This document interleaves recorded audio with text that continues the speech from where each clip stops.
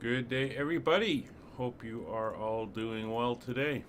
We're down here in Palm Springs where we ended up last time when we flew Aurora. Today we're heading back up to our base in Vancouver. It's about a 3-hour flight, and looks like Kevin's joining us. He's there in the WestJet, just past R1, the baby 737-600. We're having some good weather here. It's looking great for the trip all the way up, and shouldn't be any delays. Hopefully we'll get some ATC up and running. We'll see what happens. It's a little bit quiet on the West Coast at the moment, but we'll see how that goes. So let's hop on board, start getting the aircraft all set up and ready to go. All right. So parking brakes are confirmed set. Let's go up top.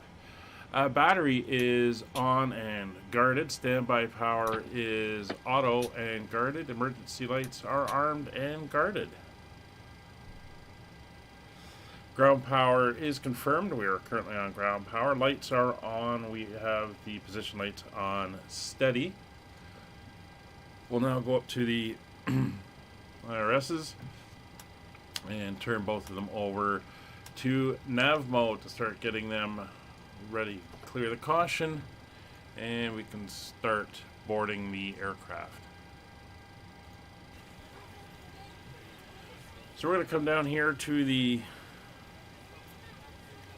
FCU. The FS actions. Actually, we're going to do the fuel and payload through here. So our fuel load for today's flight is 9.9 tons. So we'll set that in. There we go. 9,900 tons. Let's actually get the exact amount. 9894. There we go. That is set, and we'll go now to our payload and we'll set that up. We have a full load today, and we should have a takeoff weight of 63,263, so we're a little bit heavy by about 2 ton. So we're going to set both our cargoes to 1,000 and then we'll adjust from there to get the weight right. 63.1, we should be 63.2, so I'm going to add another 100 kilograms in the back cargo. There we go. So that is our passengers and cargo all set.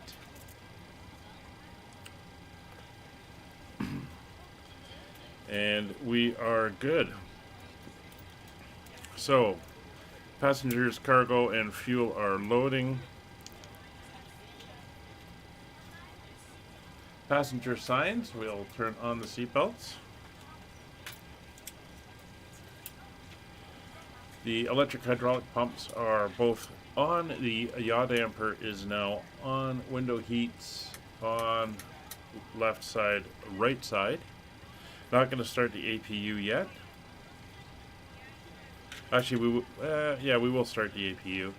It's a little bit warm down here in Palm Springs, so we're going to turn on the left aft fuel pump. Light has gone out. I'm going to come to the APU, turn it on, watch for the low pressure here. Low oil pressure light has come on, and we will click down to start. We got a little bit of a movement on the needle as she powers up. And we'll watch for start.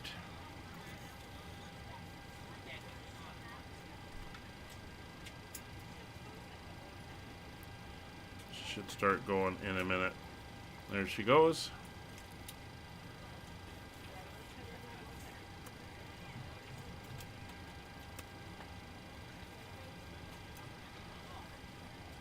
Temperature is coming back down.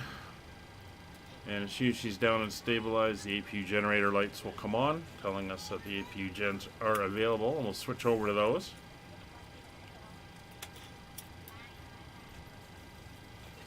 See, we're currently drawing ground power. APU is now stabilized. We will turn on the generators. We're now come over to the APU gens. We can see we are on there. APU bleed air will now come on. We'll hear the fans kick on as soon as we turn the left and right packs on and make sure the isolation valve is open. So there we go.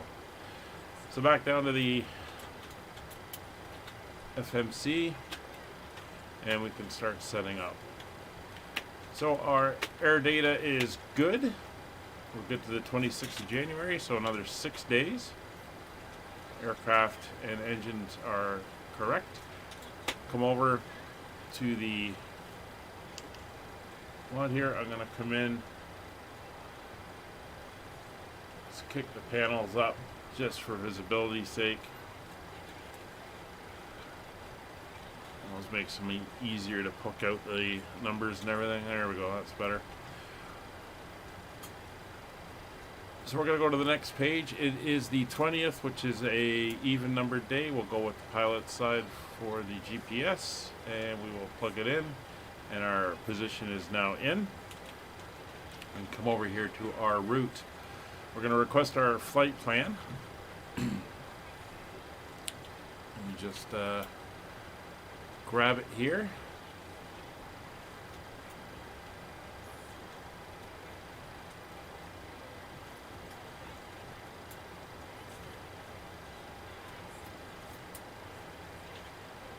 So make sure that we have the correct one set up and ready to go.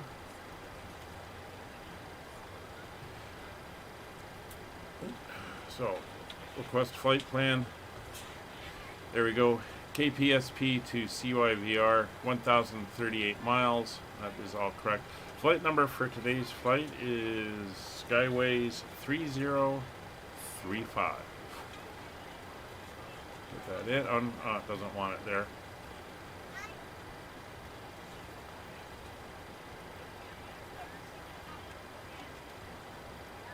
Get her to load in, and then we'll enter in our flight number.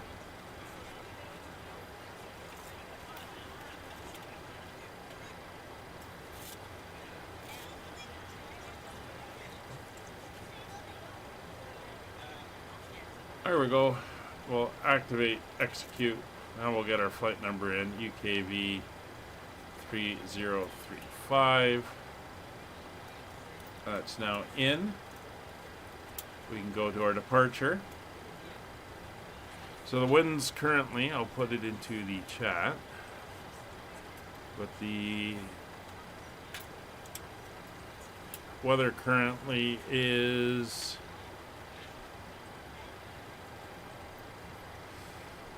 pretty calm, so we're going to take off on runway 31 left, and we're going to use the CATH 1 departure. And we'll execute that. And if we come up to plan mode, we'll make the adjustments here, but basically we're going to fly up. What does it have us doing?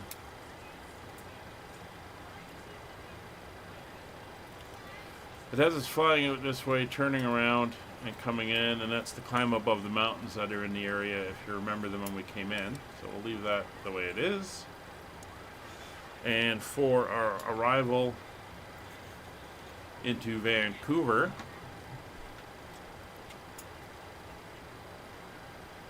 the winds in Vancouver are currently, let me get the updated weather, 060 at 4, so we're going to be landing on runway 28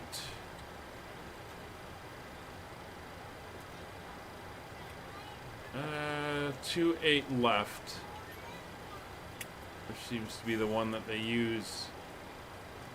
No, 28 right as the arrival runway.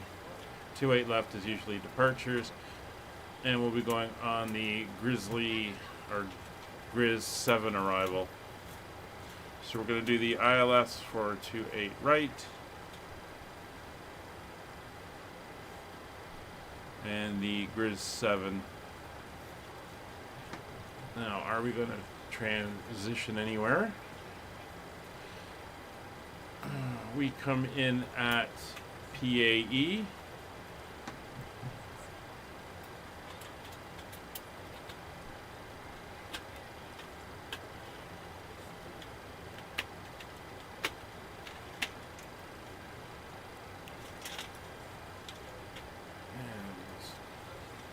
Grab the ILS chart so I can see it.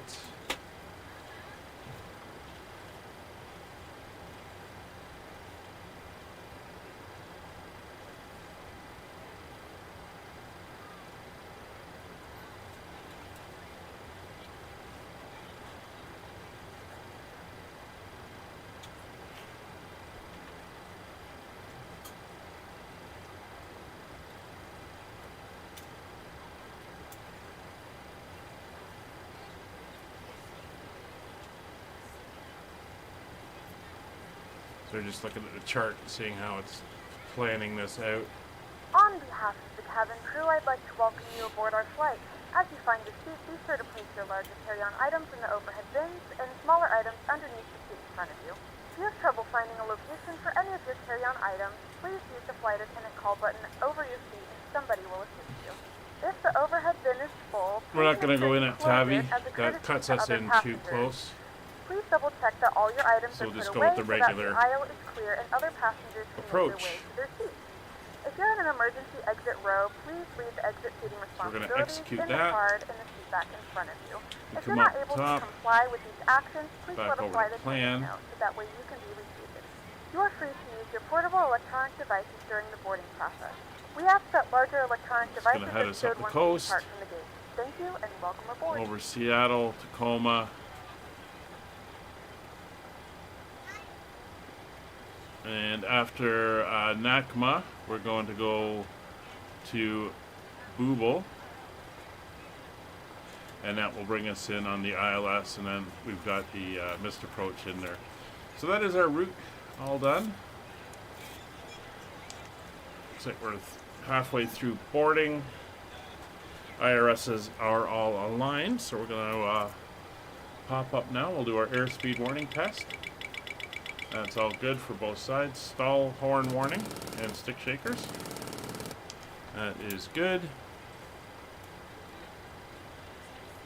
Come down, do our in-op test. Cautions up. Fire test. Everything is looking good. All the lights are on. And we'll do our system test.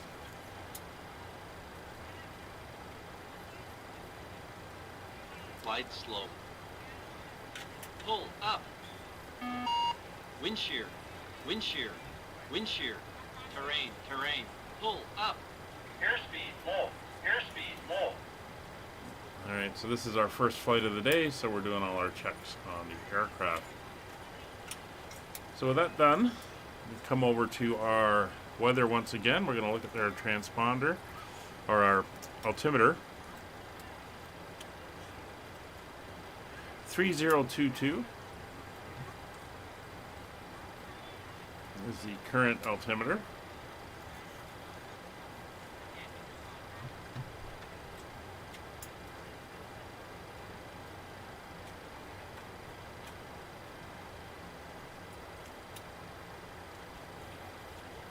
Transponder is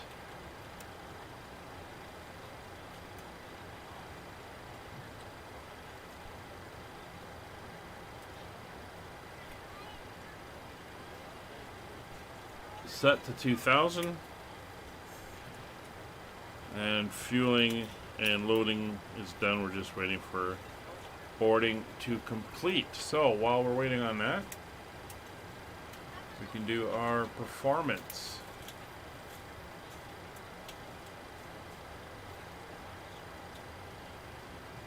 So we are at KPSP. We're going off on runway 31 left. There is a 31 right. It is a very small, narrow runway. we'll bring in the current weather, and our planned takeoff weight is 63.263 kilograms.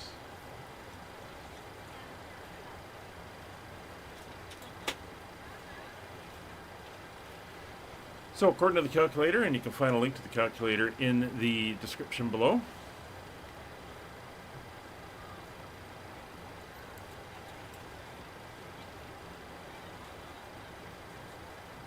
Looks like we'll be doing a D-rated takeoff, and everything else should be good. So let's get some weights in here. Our gross weight will be 63.2.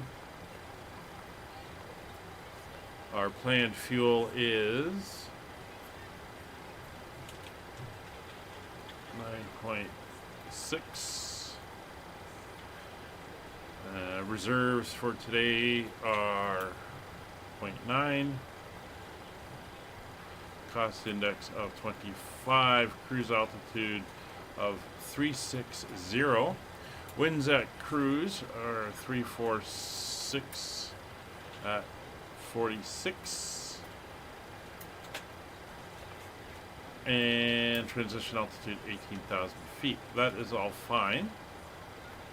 We'll go over to our N1 limits and our performance information. So we have a cell temp of 41 degrees.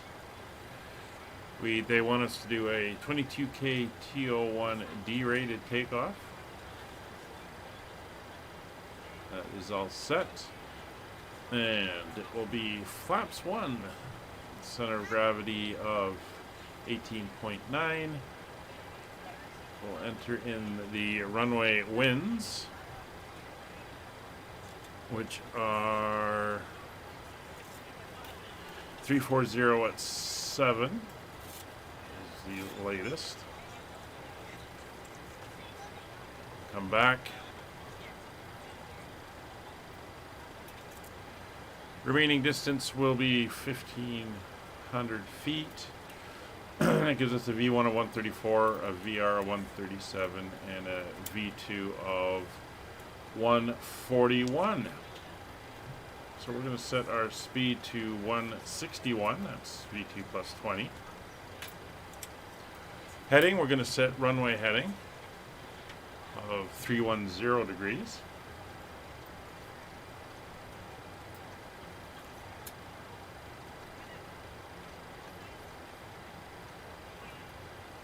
And we're going to set an initial cleared altitude of 12,000 feet.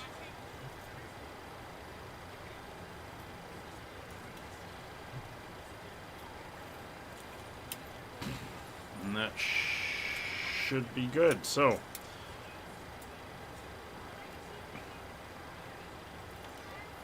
think we are looking pretty good here. Should almost be boarded. Radios will come down now and we'll set 122.8.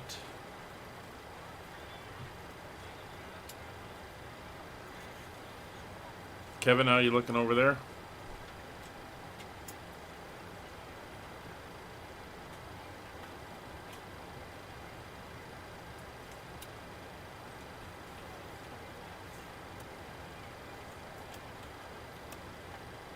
All right.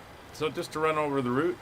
As we're sitting here, you can see we're here at the terminal here. We're going to push back, and then we're going to be taxiing down Whiskey to Alpha. We'll be taking off in a northwesterly direction.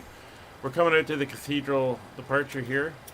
You can see we are going to take off, fly towards the Palm Springs VOR, then out to Emerald, around back to the Palm Springs VOR, and then we're going to make the right turn out towards TNP VOR, and then we're going to head north. But we got to get over these mountains on either side. We're in the end of a kind of canyon here. Once we are up in the air, we'll be making that turn. We're going to fly by Las Vegas. We'll be off to our right. I think these are the Sierra Nevada mountains, but we're going to be flying on the east side of them as we head up this way. I'm going to keep flying to the north up into Washington, Oregon, and we're going to descend down over Seattle, come up along the coast. We'll be on the aggressive when Integral is pushing and searching that one. Grizzle 7 arrival from PAE. in like this. We'll come along the coast. We'll turn out over the bay south of the airport. Sounds like Kevin's doing pretty good there. We're going to do the ILS runway. I don't think we'll need the Cat 2 or 3, but we're going to come in. We'll be turning around here for Bhopal, and then we'll come in and land. Once we're down on 08, we'll be going taxiing here. We'll probably get off somewhere down around here, and we'll be taxiing up to the southern end of the terminal to our usual parking spots here, 17, 18, or 16, 15, 14. In that southern area there is where we park at Vancouver. So that is the plan for the flight. We are ready to go when you are. And we Good are morning, ladies and gentlemen, ready to and go. welcome aboard flight 3035. So take out that as set. We got a 134, 161. Roughly 2 hours and 52 minutes. Cruise altitude will set to 36,000 feet. We ask that you make sure that all devices are in airplane mode and your larger devices are now shut down and stowed. If you have not already, in case we have to return, it is 450 feet here. MCP is set, 161, 310, and 12,000 feet.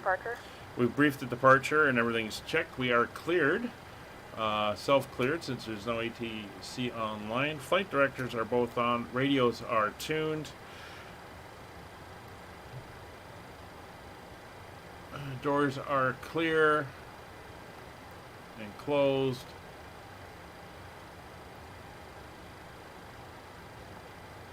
Ground cart is away. Wheel chocks are away. And we can plan our pushback. Let's bring up the push and we'll plan it. So we're actually going to push around and we'll end up over here facing out. So we're going to push back to about here. We'll get them to turn us here and then slightly more just to make sure we are straight. And we can request our pushback. Cockpit to ground. This is ground. Stand by. So I'm just going to set up my settings here. So traffic will go on, data will go on, terrain will go on. And for Roger, he set him to center traffic and a 40 mile ring, so 20 forward, 20 back.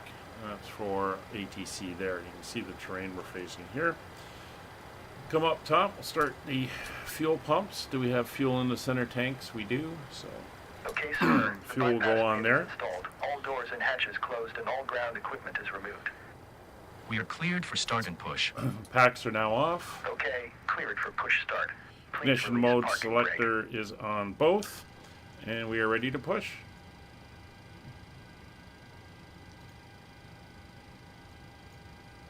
Please release Palm parking Springs brake. area traffic, Skyways 3035, push and start, facing northeast. Please release parking brake. Brakes Parking released. brakes are released. Commencing pushback. You can start the engines in sequence. It will start in the sequence. So engine start selector, we're on both. That's what my checklist says. Usually you do left or right, but that's fine. We're going to start engine number 2 first. So over to ground. Should start to see the start valve comes open, N1 rotation. Ladies and gentlemen, please direct your attention to the front of the aircraft for a safety demonstration. When the seatbelt light is on, please make sure that the seatbelt is fastened low And inside the adding cabin. fuel. Texting via Insert the metal fittings into one Bravo, another. Whiskey, and Alpha. Tighten by Patrick. pulling on the loose end of the strap. To release your seatbelt, lift the upper portion of the buckle. In the event that the seatbelt light is not on, we suggest See that the you mountains keep your off in the seatbelt distance. fastened Snow-capped. in case of unexpected It is winter turbulence. in the northern hemisphere, Please so take a few it's not moments to surprising. now It's only locate 15 one of the degrees several down here. emergency exits on this aircraft. In There's some our cases, swing your around. nearest exit may be behind you. In case of an emergency and we need to evacuate the aircraft, there is lighting on the floor that will guide you towards the exit.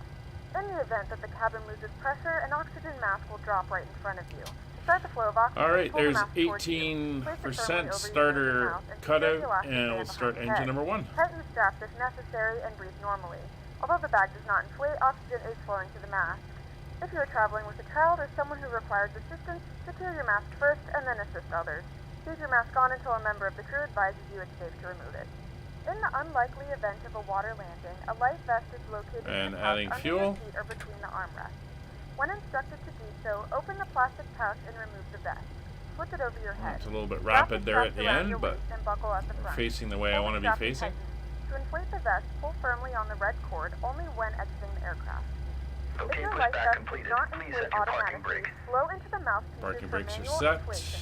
Each vest is equipped with a whistle Parking and light. brake set. If necessary, your seat cushion can Ground. be used as a Startup is secondary complete. flotation You may device. disconnect. Pull the cushion from the Roger. seat with Good your engine arms start. within the Cleared to strap and hug the disconnect. cushion to See your you at the right. side. Have a Once good again, flight. all devices must be Holding in position airplane mode waiting and your for the larger visual. devices There's must starter be turned cutout. off during Start this valve is time. closed. Please securely stow your personal items. Make Tug's sure your gonna seatbelts leave. are fastened in seat backs and tray tables are in their full upright position. There he goes. We remind you that this is a non-smoking flight. So that's both Tampering with, engines up disabling, or and destroying running. the We'll smoke come back up detectors to the located in overhead laboratory panel. We're going to is put prohibited the by law. All of this generator information and monitor more is found over on the to safety card engine 1 located in the generator. seat back in front of you.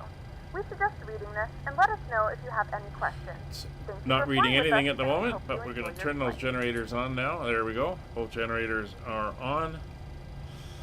Engine 1 and 2 start. Select switches will go to continuous. Probe heat is now on. Wing and engine anti-ice not required. Engine 1 and 2 bleeds coming on line. Packs left and right are coming on. Recirc fan to auto. Isolation valve to auto. APU bleed off. APU off. Flaps. Flaps 1 for takeoff. Elevator trim. Wants 6.69. So we're going to come down here. We will roll back. There is 5, 5.5, 6, 6.5. About there, 6.69.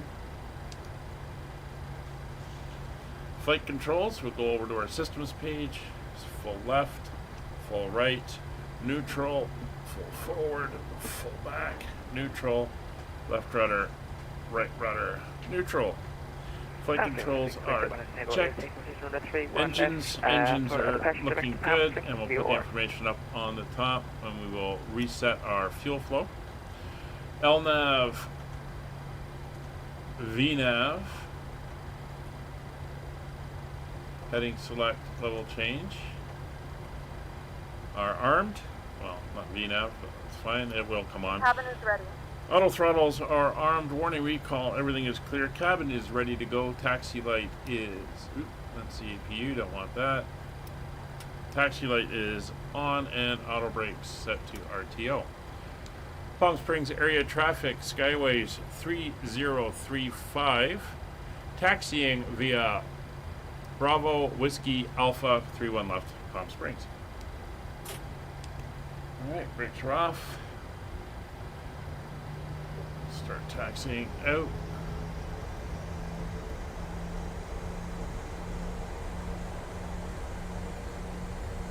Fairly heavy. We got a full load today heading back to Vancouver. Kevin's down there lining up.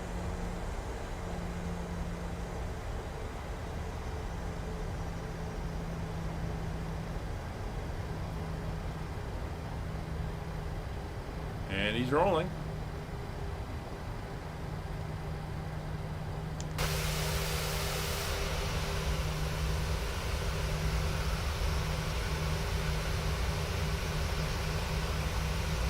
It's good. Should give us good separation by the time I get down there.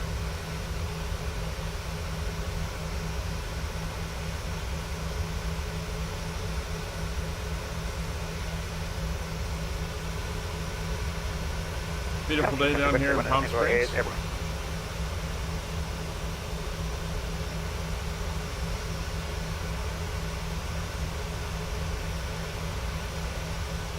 So we're the only 2 flights on the board for Palm Springs, so it's not going to be too busy in the area around us.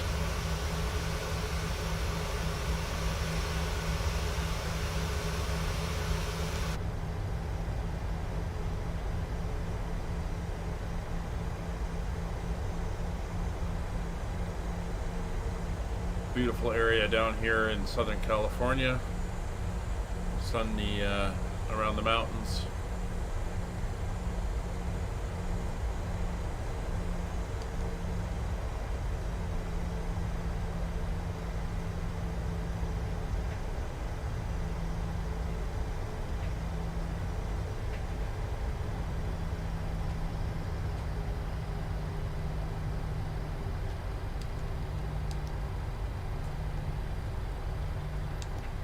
All right.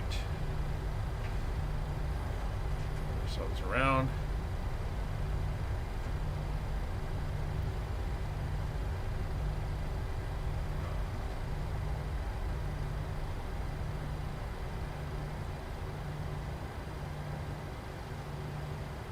Get ourselves ready to go. So fuel flow is checked and good. V speeds 134.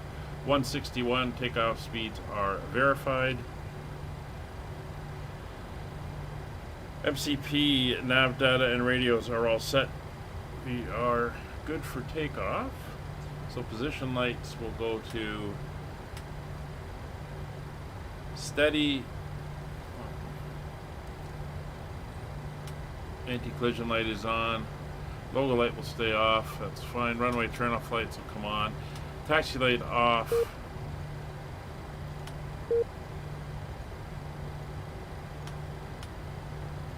And you're supposed to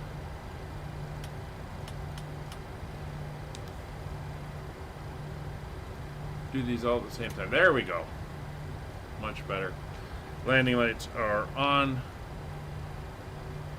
Oh, I seem so far forward. Transponder is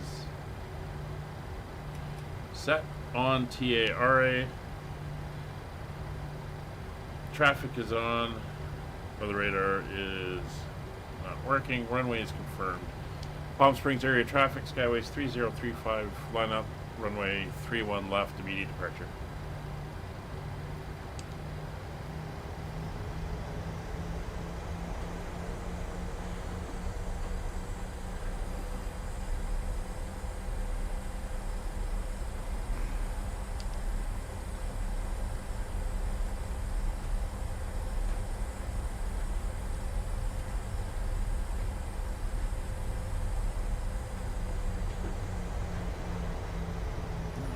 Ourselves lined up.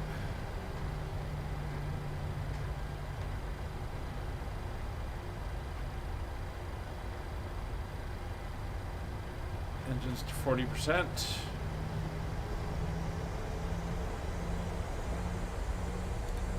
Takeoff power set.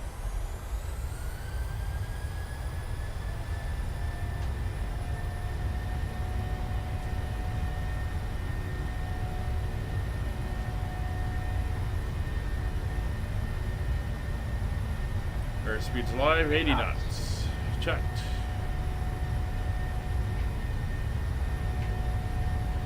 It's one hell of a wind farm ahead of us. V1, rotate.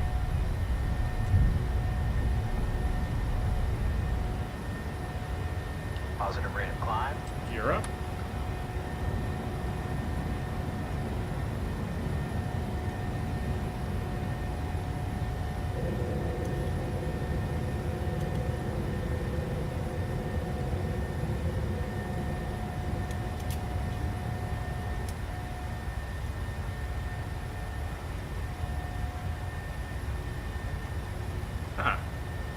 The VNAV doesn't want to kick on.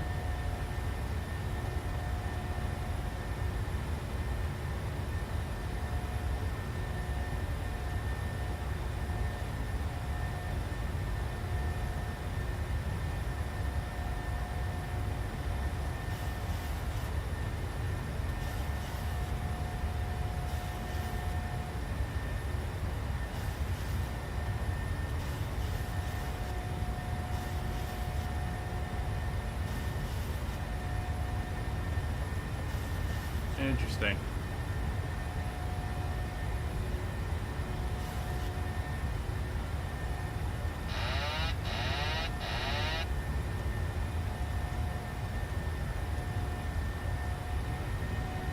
go level change anyway. Get us up to 12,000 feet.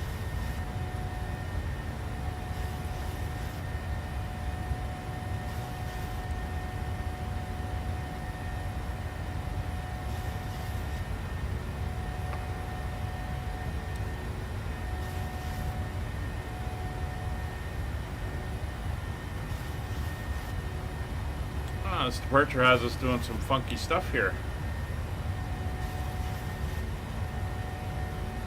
I don't know why that kicked off.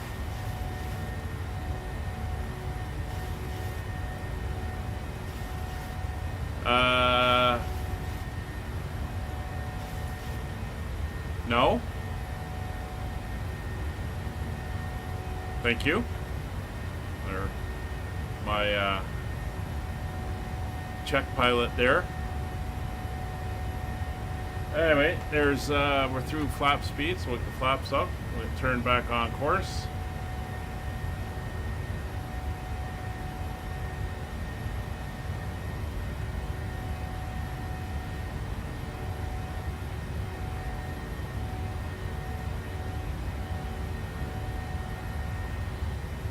And we'll clear ourselves through 36,000.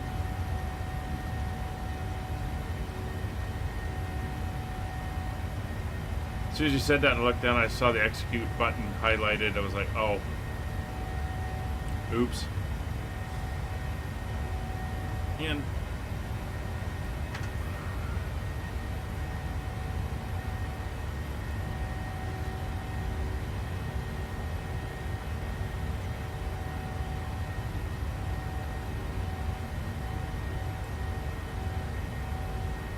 here's the mountains.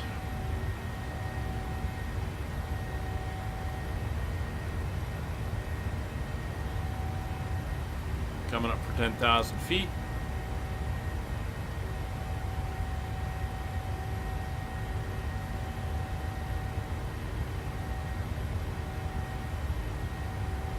It's 10,000 feet. Track the lights. Those lights will come off. Ignition mode back. Auto brake, of course, will be off. Gear lever off. Ladies and gentlemen, we have now passed 10,000 feet. You may now turn on your larger portable electronic devices. Cabin pressure is checked. Fasten while you're seated and do not congregate in the galleys or near the lavatory. This aircraft is equipped with onboard Wi-Fi. You will be required to pay a small fee if you wish to access it. We do offer complimentary in-flight TV thanks to our partners. Connect to the Wi-Fi and you'll be able to access our wide range of free live TV and paid movies library. Yes, we do have some in-flight entertainment lined up for this flight. And of course the galley and the drinks cart will be available.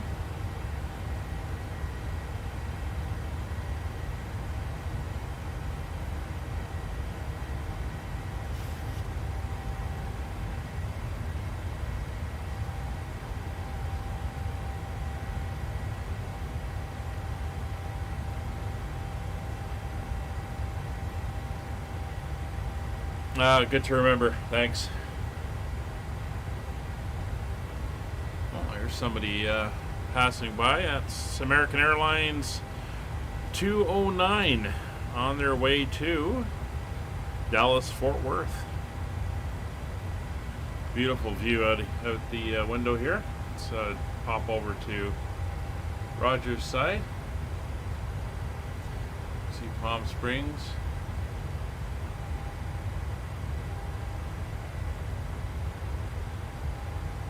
There's the airport where we left. And the mountains we're climbing over and above as we turn around to head out.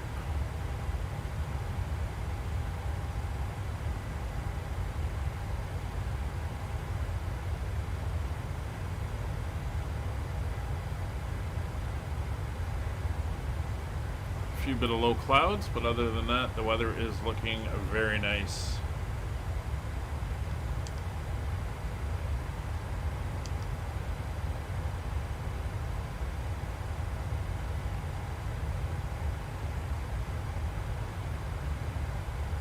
I got those extra views there, but that's fine. Oop, set the clock, get that going. A few minutes late on that, but that's fine.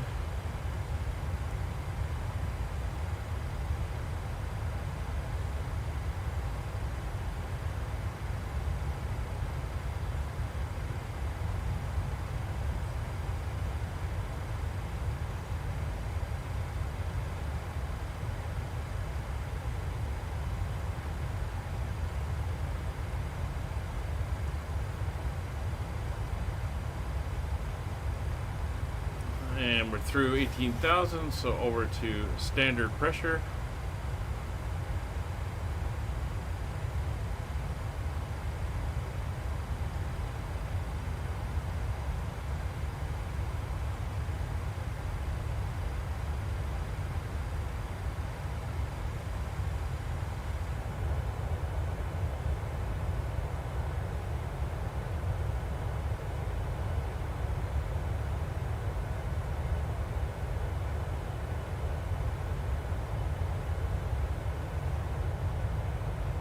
Very nice day out there today.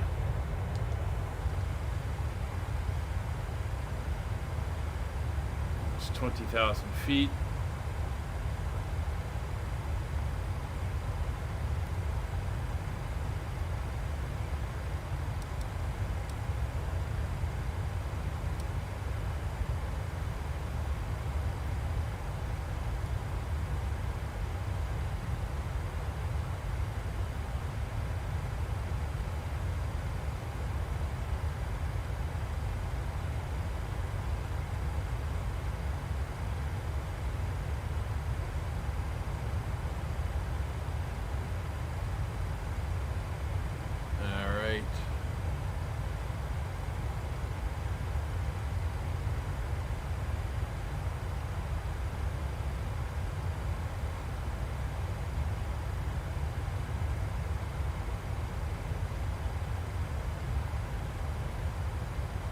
So LA is over that way, probably a little bit more up this way. LAX and Los Angeles, greater Los Angeles area. So we're now turning outbound en route towards the TNP VOR. Good spacing between Kevin and myself.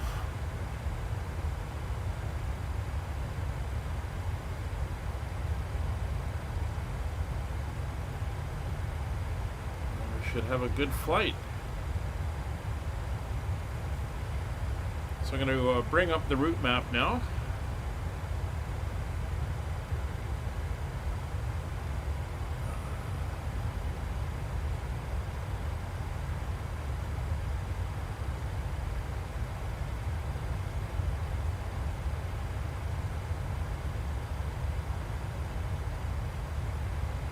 There we go. So you can now see where we are as we fly along here.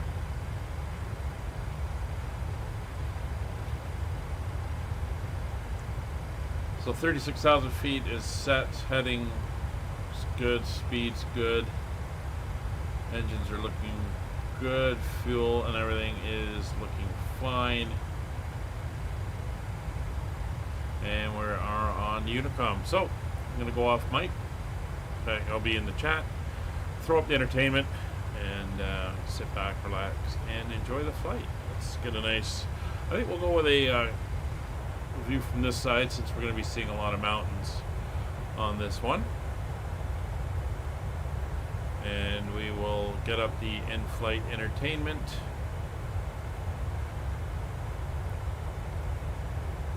And hope you enjoy. We'll see you for the briefing as we get ready for our descent.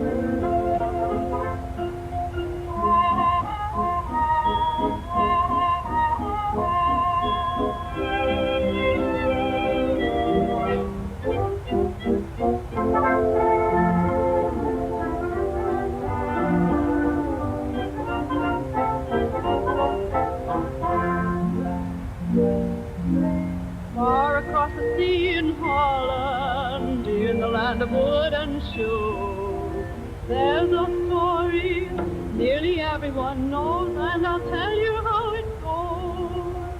There's a little Dutch mill on a little Dutch hill.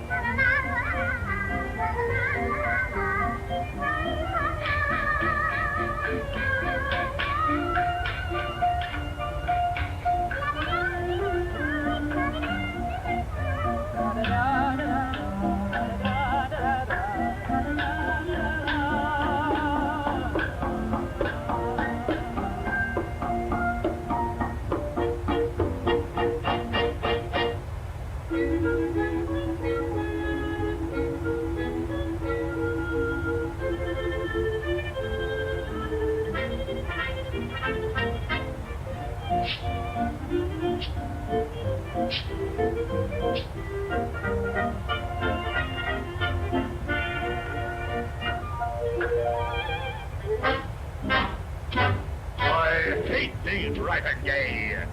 I hate all work and play.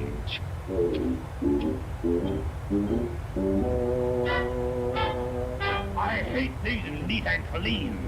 I'm dirty and I'm mean. Oh.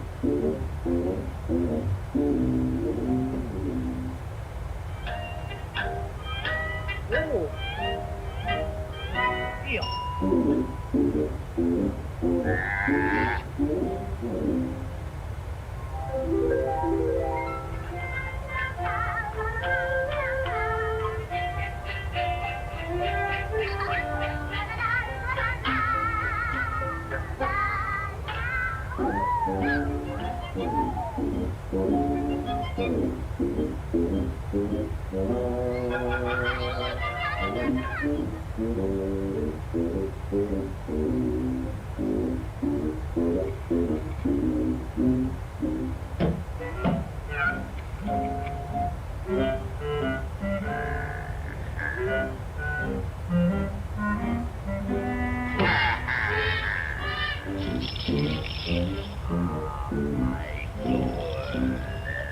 Jingle, jingle, glittering gold, precious power and strength untold. Reap it, keep it, gold is wealth. Gold like blood, it's life itself. Let's begin.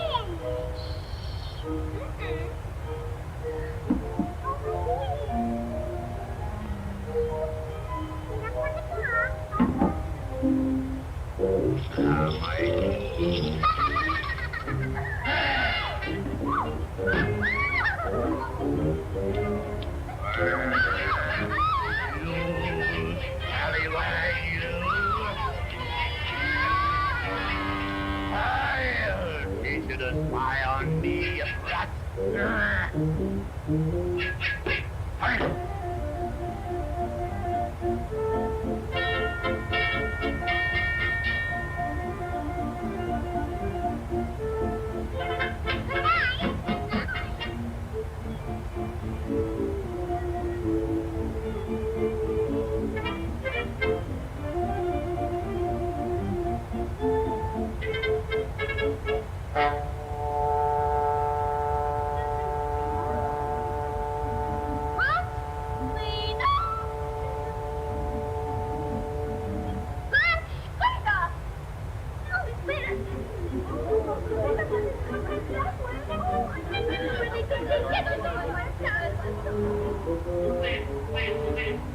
No one knows about my gold. I got the secret well. When I burn your tongues out, even you will tell.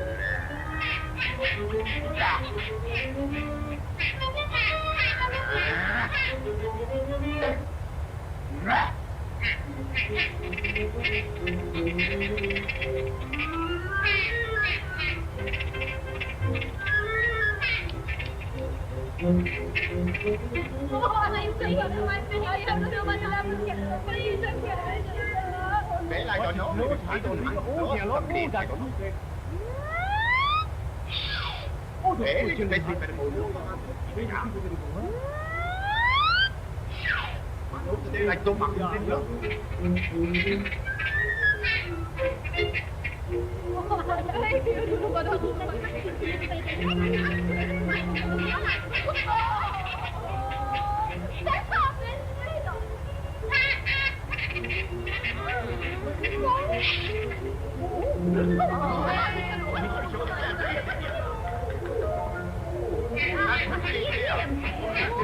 Come on, we break the door down. Come on.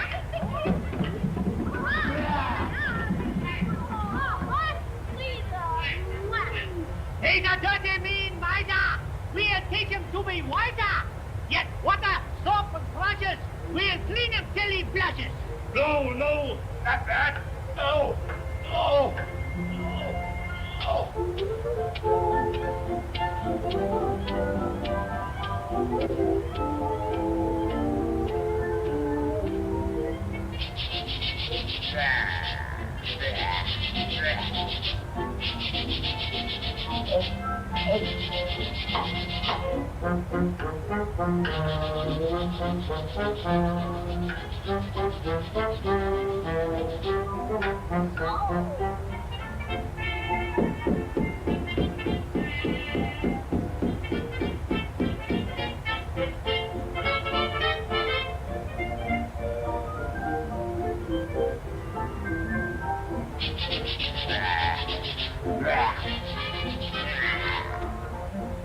Ow!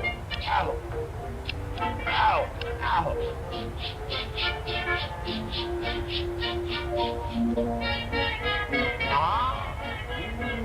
Well, look me over here.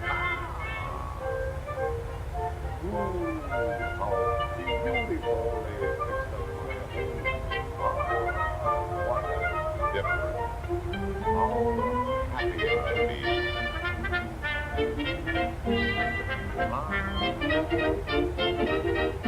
Wait! I never knew that cleanliness could bring one happiness. All my goal has brought me north. Joy like this cannot be bought.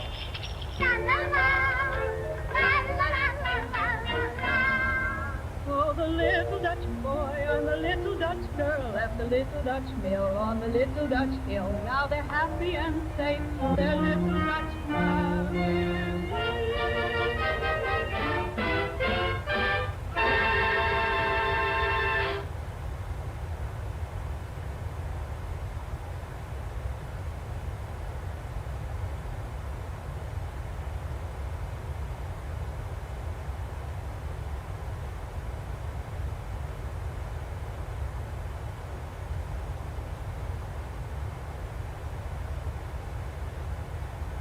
In a few moments, our lovely flight attendants will be starting our in-flight service.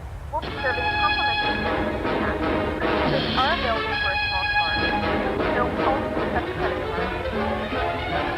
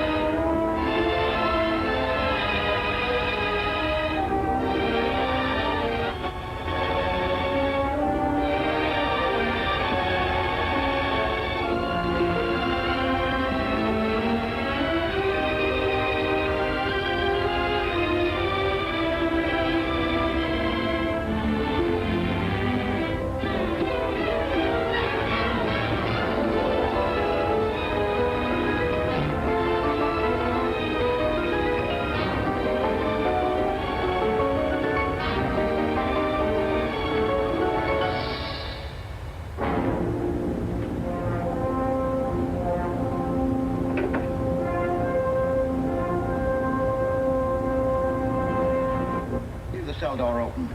That's all there is to it. Let him escape. In my view, it's all very irregular. It might entail the most embarrassing repercussions. Exactement. Certainly. It's the responsibility of the first magnitude. I'm sorry, Mr. Wilson, but you must... Blast all this discussion. What good are words? I'm sick of words. Hang the repercussions and the responsibility. If I fail, I'm responsible. Leave the cell door open. Let him escape. Let him. It's our only chance. Well, you can threaten me with the bottom pits of hell, and still I insist. This obscenity must be destroyed. You hear me? Destroyed!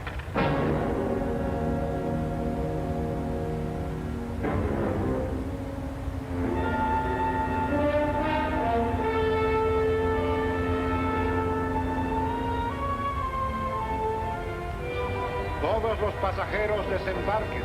All passengers ready to disembark. I'm traveling for my health.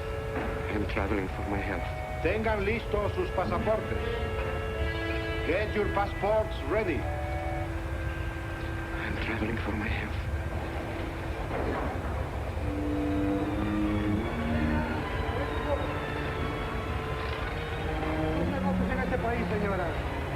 Je n'ai pas compris. I don't understand. You business in this country, senora. I'm joining my husband. Next, please.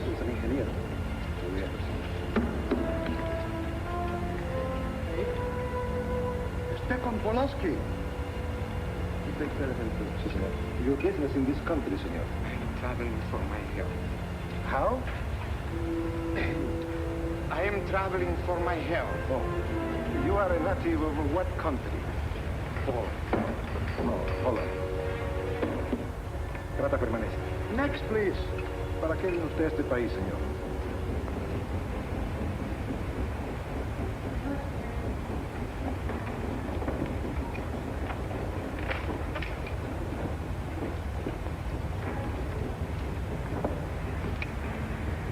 ¿Qué pasó? Yo lo voy a seguir a pie, tú vete en el carro. Ah, bien.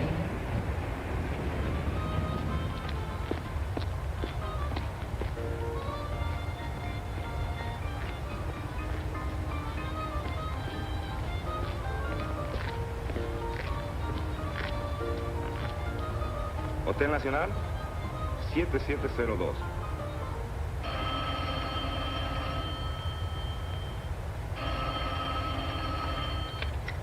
Hello? Yes? You haven't lost him. You're sure you know where he's going? My wife is following him. He's going to the photographer's. Probably to get a new passport and new instructions. Would it? I wish to know the whereabouts of Franz Kindler. Franz Kindler. There is no Franz Kindler. Franz Kindler is dead and cremated. It's coming!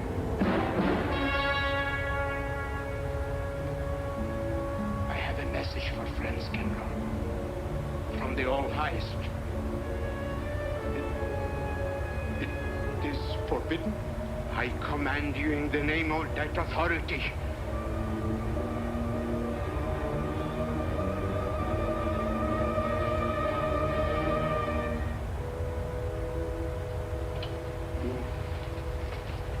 You know the name he is using?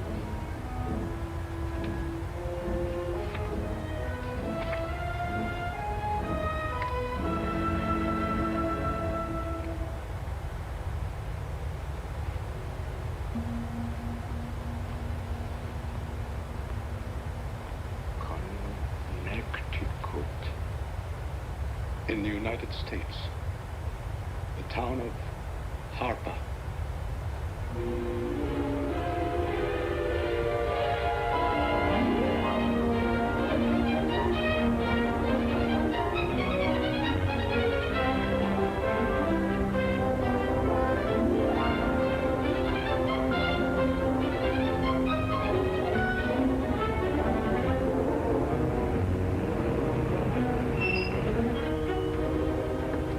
Harper!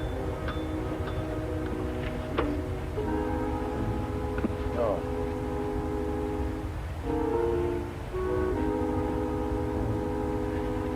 Excuse me.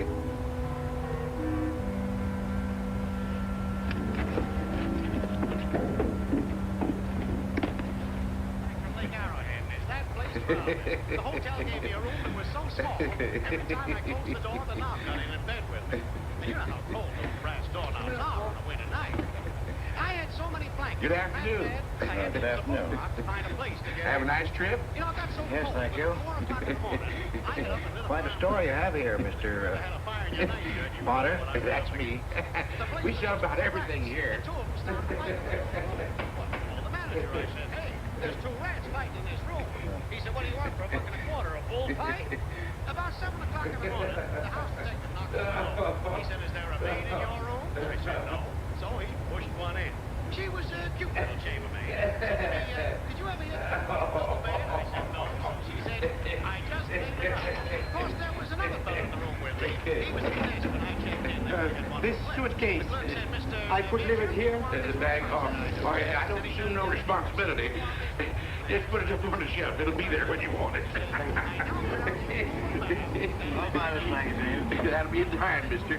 What's the best hotel in town? Best place to stay is down at Miss Peabody's. It's just down the road here a piece.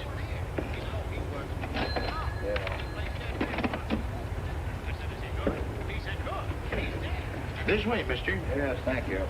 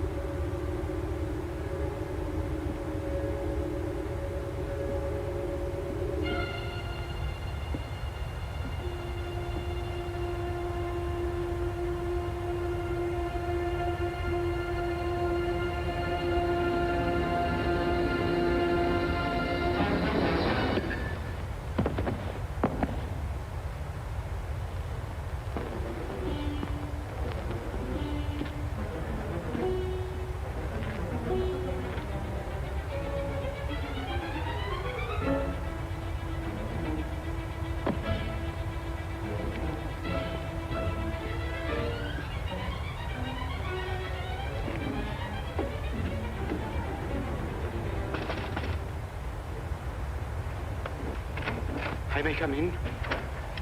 Yes, of course.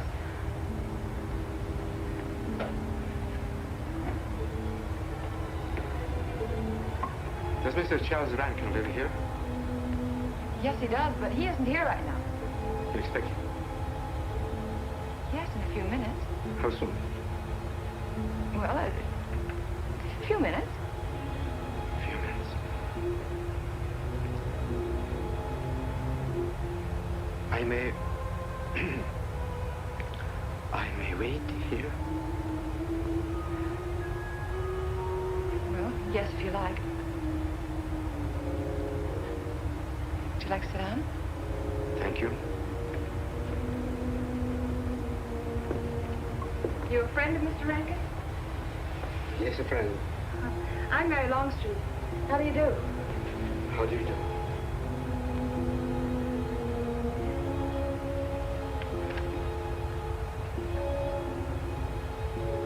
Mr. Rankin ought to be here now. Sometimes he stays after his last class, but he'll be coming straight here today, I'm sure. Because this is our wedding day. You're getting married? Yes, at 6 o'clock. I know it's most unconventional, my being here today, but I want to get these curtains up.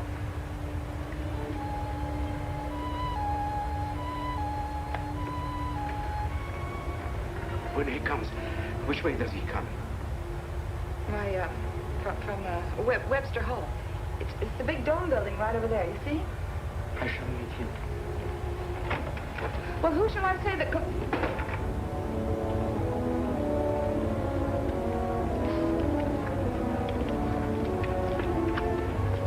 Franz. It's hi, Franz. Heineke, we mustn't be seen talking together. Go back to the church, into the woods, you mister. Follow the path. I'll meet you there.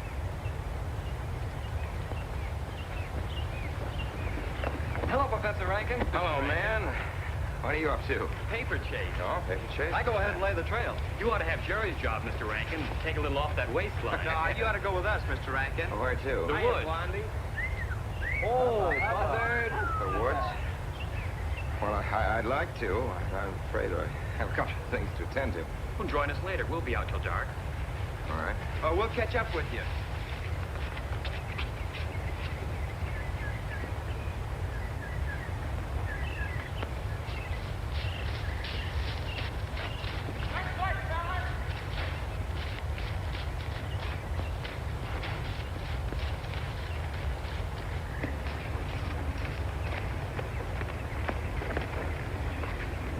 Meineke.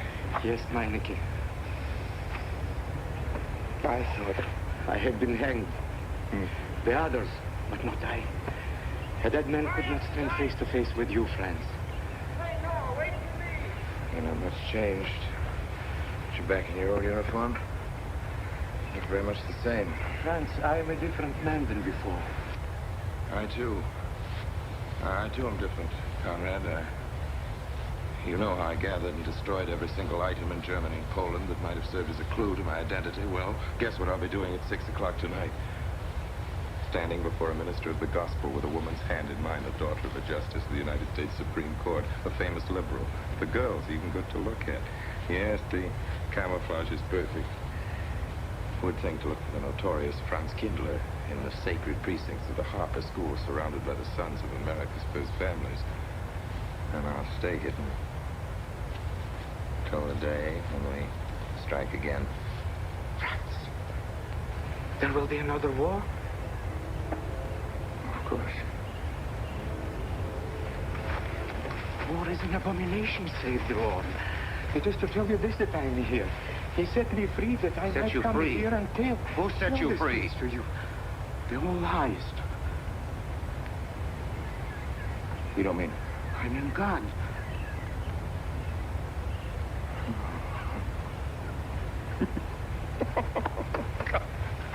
Franz, I'm a new man since I found you. You, Conrad, a religious.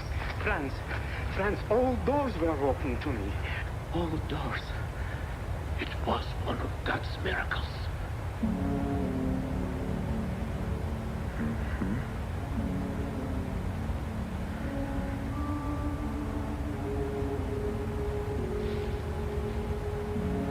They freed you so you'd lead them to me.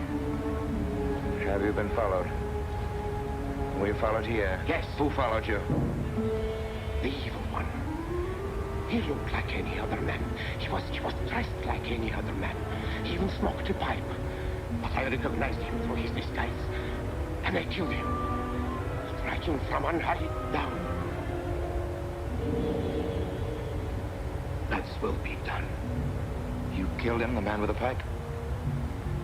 The man who followed you? No one else followed you?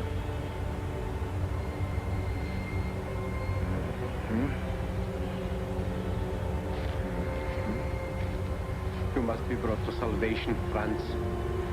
Confess your sins as I have. Proclaim your guilt. Only thus you can attain salvation. You really think so, Conrad? It will take strength. Such strength as can come only from God. Kneel by me, friends, and together we will pray to him to give you strength.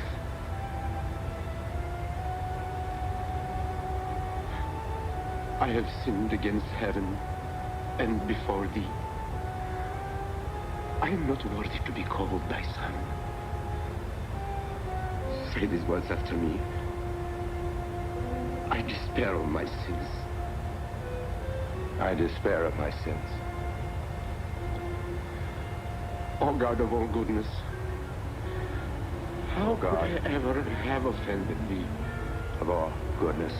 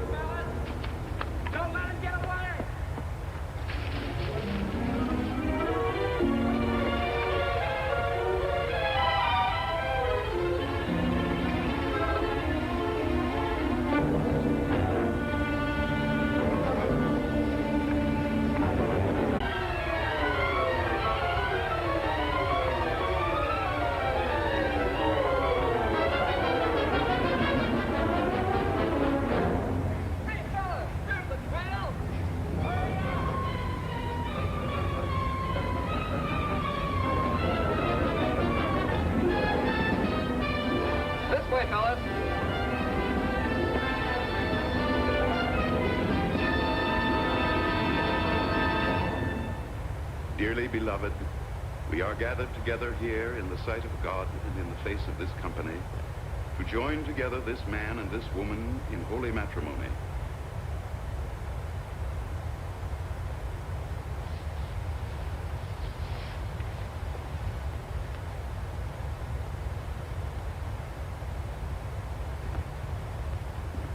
And forsaking all others, keep thee only unto her so long as ye both shall live. I will. Afternoon. Afternoon. Wedding? Yep. Judge Longstreet's daughter.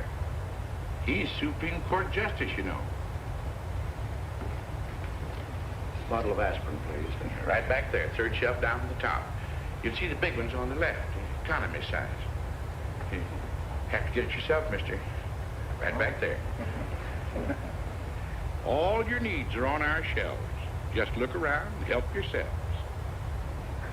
Right in there, right this one. That's it.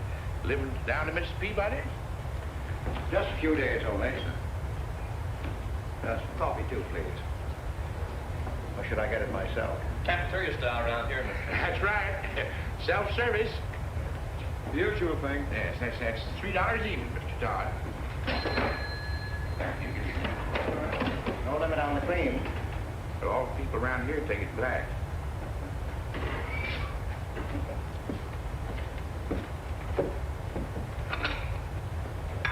The one on the right. No, thank you. Who's Miss Longstreet marrying? One of the teachers down at school. A stranger in town. I issued the license. Oh. Yep. I'm town clerk.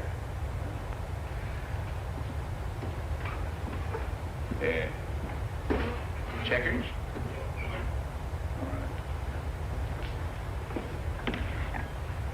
Town clerk, huh? Yeah. Well, it must be quite a responsibility. Oh, town clerk runs the town, you might say. Yeah. We usually make it for 15, 20. We often play as high as 25 cents a game. Well, it's kind of stiff for me, but I'll take a flyer. Make a million, lose a million. That's the way it goes.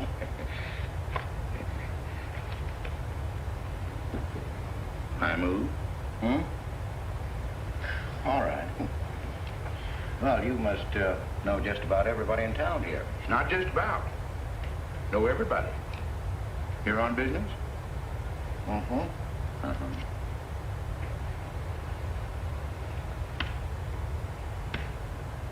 School business? Oh. No. Selling something? No. Buying? Oh, antique dealer. They all come to Harker. Judge Longstreet's got the best collection in these parts. Won't do you no good, though. No, I don't suppose he'd sell. Happen to know there are any other out-of-town buyers here? Let me... Come to think of it, there's a fella come in this morning. Yeah? Came on the same bus with you. Oh. Left a suitcase here, never did come back for it. He might have been one of them. No. No, he was more of the missionary type. Wasn't in here but a minute, just looked in the phone book. Tiny little fella he was. Thinnish. Unfortunate looking. Hurt your head, mister? No, nothing serious. Oh, that's too bad.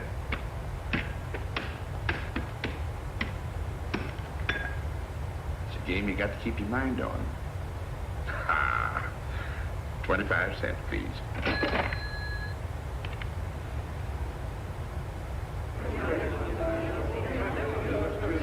I won't pretend I'm not disappointed. Hello, Father. Has anybody seen my brand new husband? Don't tell me he's deserted you already. Yes, looks as if the brute. Listen, Red, have you seen Charles? No, you go find him for me. Go on, go find Charles. Hurry up.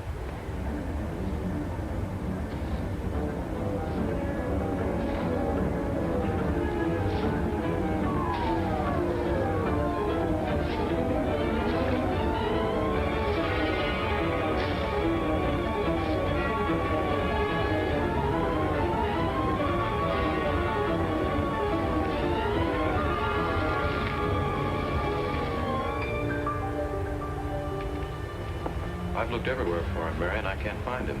Well, I wonder where he could be. I'm getting worried. Are you, darling? What about? Charles, you've changed. Don't you think you'd better? After all, aren't we supposed to be going on a honeymoon or something? Give me 5 minutes.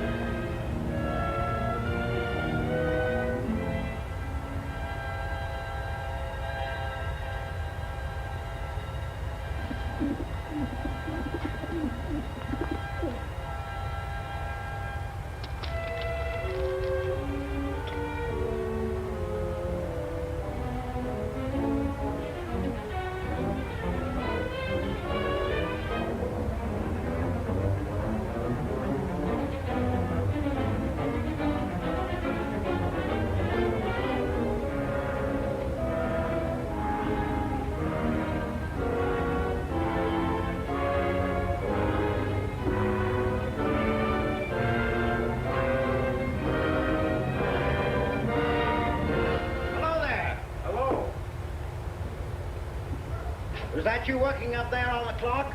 No, I was just cleaning around it. Oh, it's a beautiful thing. What I can see out front. Beautiful.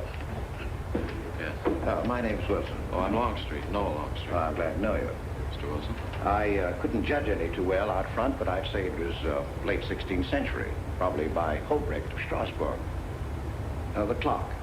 Well, I wouldn't know. My brother-in-law's going to work on it. Is he up there now? No. He's on his honeymoon. He plans to work on it when he gets back. Oh. Is he an expert? Well, yes, but it's really more of a hobby with him. Really? Well, it is with me, too. He has to be back on Friday because of examinations. Oh. He's one of the teachers at the school. His name is Rankin.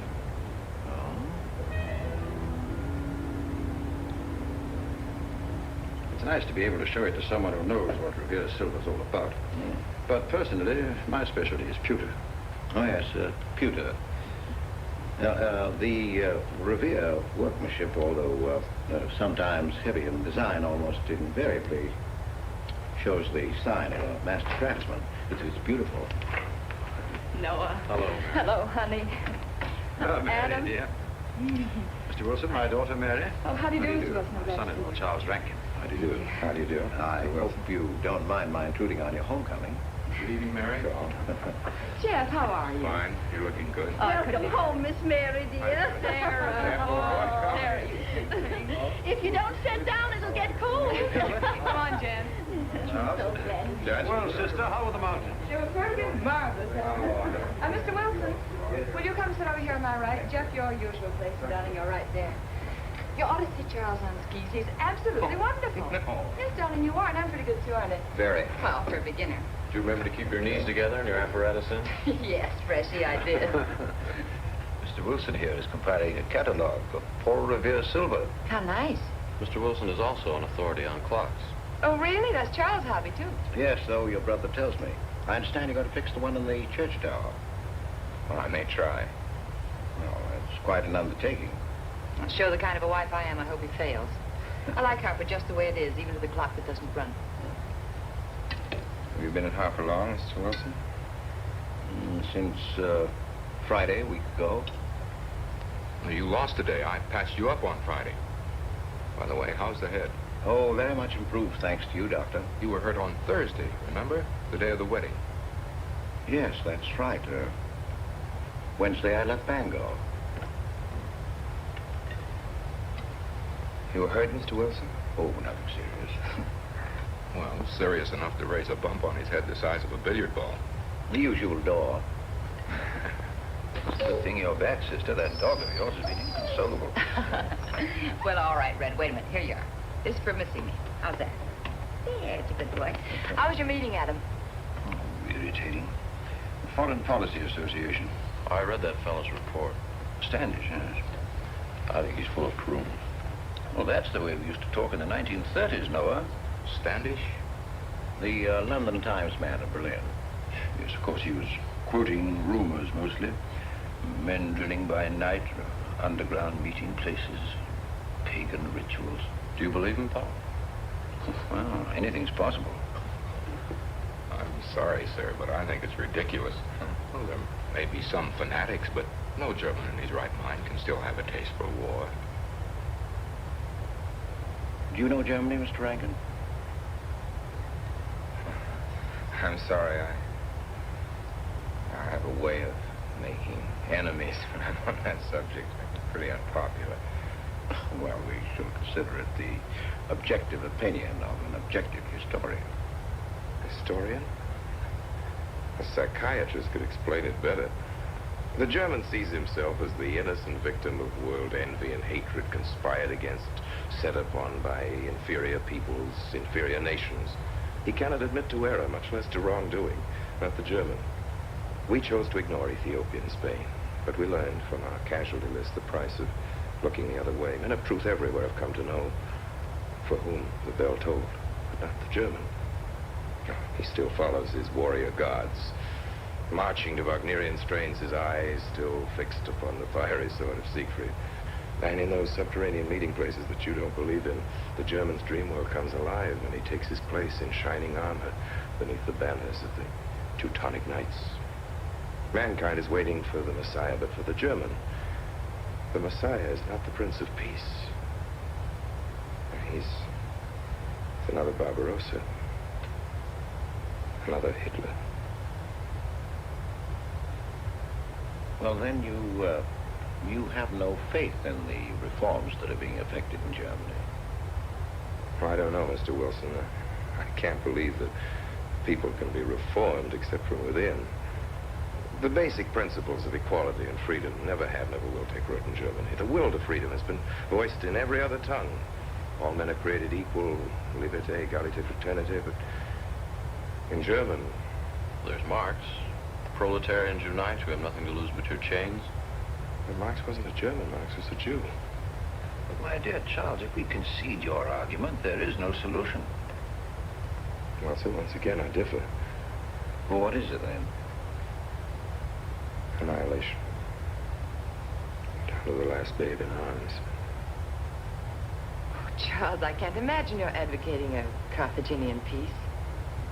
Well, as an historian, I must remind you that the world hasn't had much trouble from Carthage in the past 2,000 years. Well, there speaks our pedagogue. Speaking of teachers, Mr. Wilson. Yes, yeah. The faculty is coming for tea next Tuesday. If you have nothing better to do, would you like to join us? I'd like to, but my work here is finished. I'm leaving Harper tomorrow.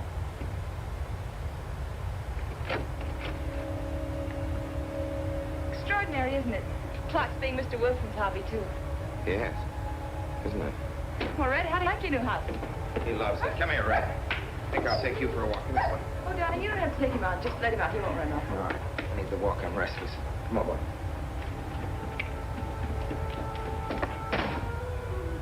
That's good. How are you coming along? I'll be in Washington tomorrow afternoon. You were right about Rankin. He's above suspicion.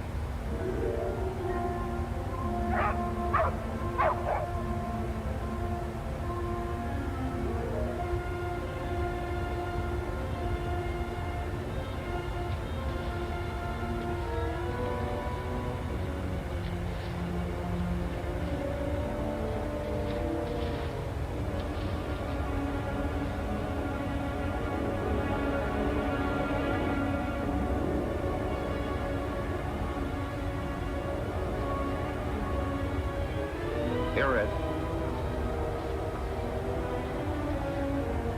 Red. Come here.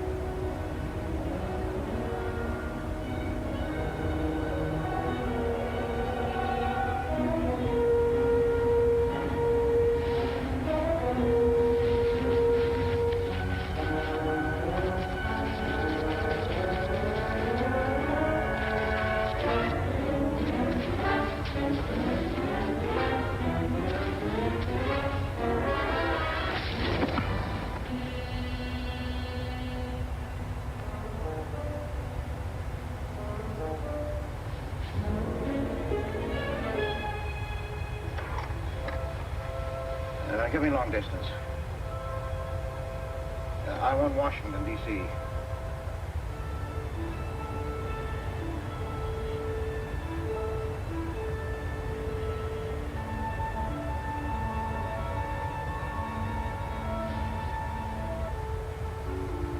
Well, who but a Nazi would deny that Karl Marx was a German because he was a Jew?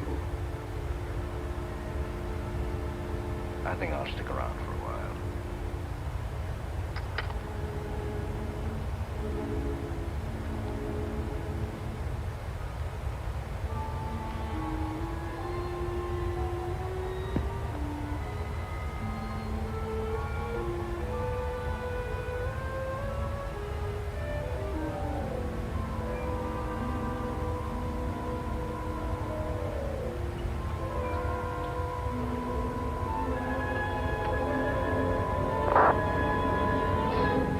What is it, dear? Oh, I'm sorry. I was dreaming about that little man. What little man? Oh, you know, dear, I told you about him. He came here the day we were married. Light me a cigarette, would you?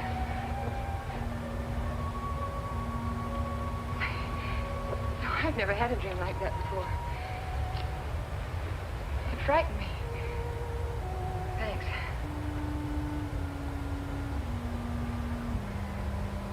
You know, that little man was walking all by himself across a deserted city square. Wherever he moved, he threw a shadow. But when he moved away, Charles, the shadow stayed there behind him and spread out just like a carpet. Wish you could think who he might have been. You're overtired. Yes, perhaps.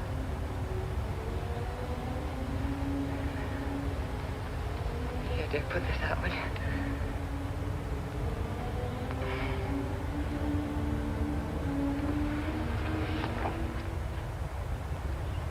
Fishing any good in these parts? Pretty fair.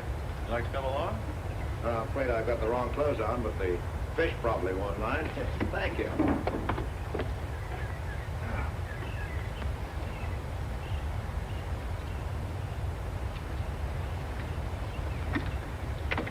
I'm just not lucky today, that's all. Would you like a candy bar? Well, I don't mind if I do. Thank you. All your folks like fishing? Oh, my dad's great. He always brings in something. Well, what about Charles? Charles? Oh! I have to call him Mr. Rankin at school. I get a little mixed up sometimes. He spends most of his time on the clock, you know. Why don't you like him, Noah? What do you mean? You don't like your brother-in-law. It's none of my business, but I wish you'd tell me why. Well, I like him well enough. I don't know any reason why I shouldn't. Don't tell me I'm butting in because I know I am, but I can't help myself. It's my business. I hate bringing you into this, Noah, but you're the only one I can turn to. I need your help very badly. Well, what is it? Your sister may be in great trouble. I know that you're man enough for what I'm going to ask you to do for her. The truth is, I'm not really an antique dealer. I'm sort of a detective. Well, what do you want me to do, Mr. Wilson? It would help me a lot if I knew every move Charles Rankin made on the day of his wedding, right up to the ceremony. Well, I should be able to, unless Charles realizes what I'm doing. I'll keep him busy.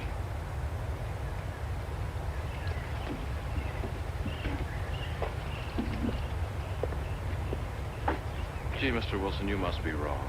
Mary wouldn't fall in love with that kind of a man. I hope I am wrong, Noah, but that's the way it is.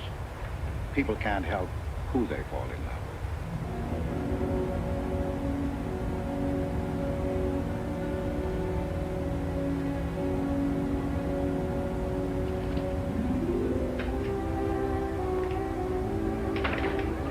Good evening, Mr. Potter. Mr. Wilson.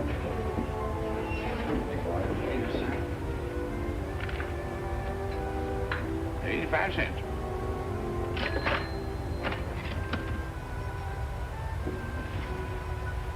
Here you and Professor Ankton aim to fix the clock. That's right.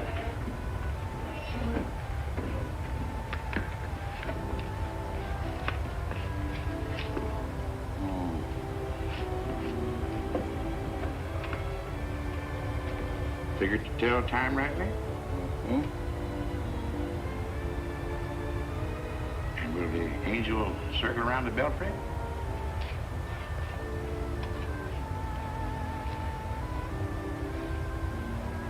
Is that a man or a woman angel, Mr. Wilson? I don't know.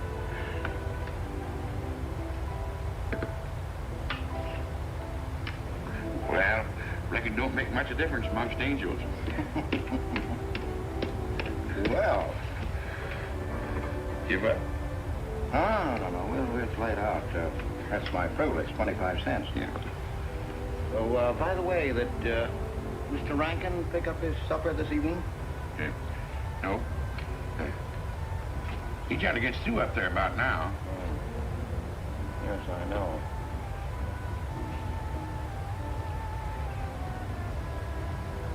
Gets dark early these days.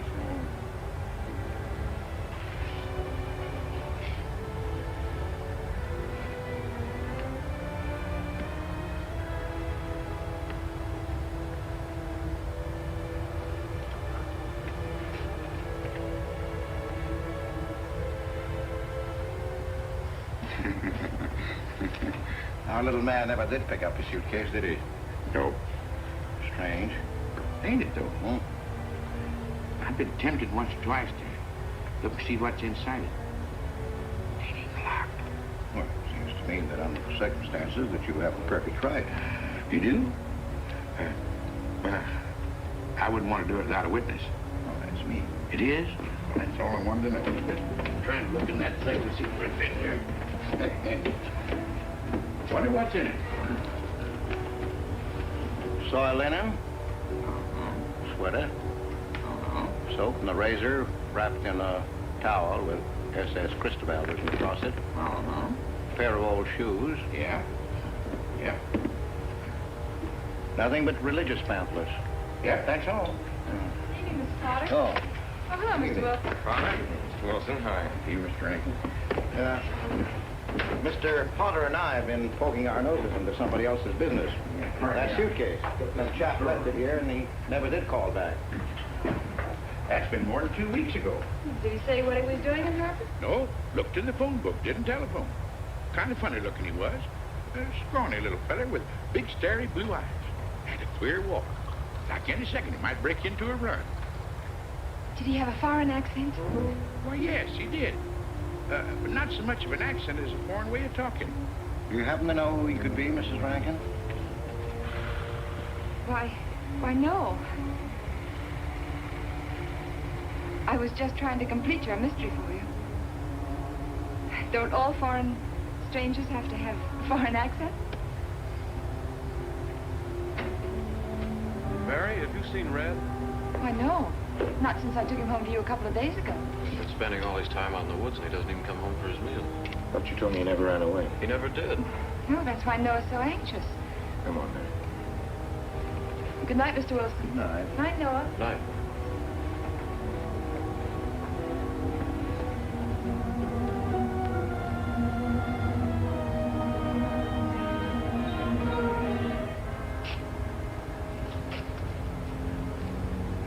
Were you able to find out anything? Meineke did go to Rankin's house. And your sister did see him. Did Mary say so? She started to. Now, your sister's a fine woman, Noah. But she must find out the kind of man she's married to. You don't know Mary. She wouldn't listen to anything against him, much less believe. Noah, we must arrange it so that she finds out for herself. You understand? Yes. One thing certain, she knows nothing now, nothing at all. Except that he didn't want her to admit having seen someone she did see. I'd give something to know what explanation he's making right now. I was a student in Geneva. There was a girl. The night before I was to leave, We went out on the lake together. She told me unless I promised to marry her, she'd never return to shore. Oh, I thought she was joking. Naturally, but she wasn't. Before I could stop her, she stood up in the boat.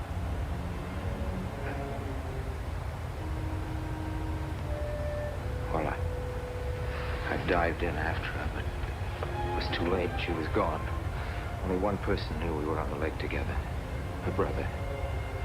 He knew I hadn't murdered her, but he told me he'd be willing to call it an accident for compensation. I gave him all I had and left Switzerland. As the years went by, I allowed myself to believe that the dead past really was dead. And then, on our wedding day, Mary, he appeared again. Her brother, the little man. I gave him all the money I have in the world. And he went away again. Todd, you should have told me. You've not carried this awful thing around by yourself. You're a very wonderful person. I love you very much.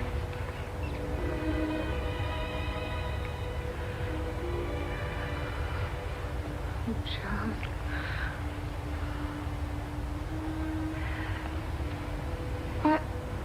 Why didn't he go back for his things? Well, I suppose once he had money, he could afford better. Darling, I'm terribly nervous. I think I'll work up in the clock alone tonight by myself. It will calm me. You understand, don't you? Of course I understand. Shall I walk you home? No, dear, there's no need for that. It's pretty late. That's all right. In Harper, there's nothing to be afraid of.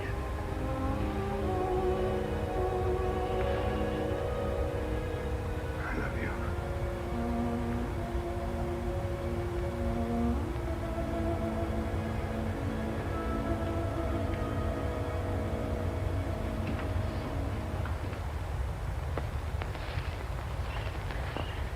Poor old Red. He heard my whistle, I'll bet. He couldn't bark or anything. He just crawled this far and died. Why do you think he died? Well, let's go and find out.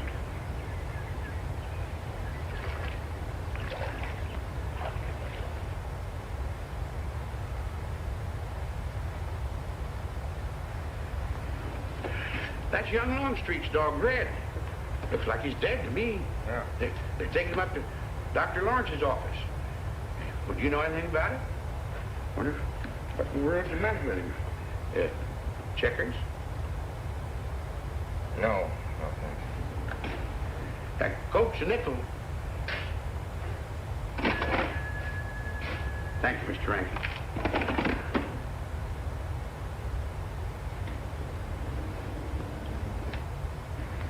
How long could the dog have lived with that amount of poison? Oh, not more than a minute or so, I'd say. Well, then Red must have been poisoned within a few hundred yards of where you found him now. And the latter part of the distance, he must have been moving slower and slower.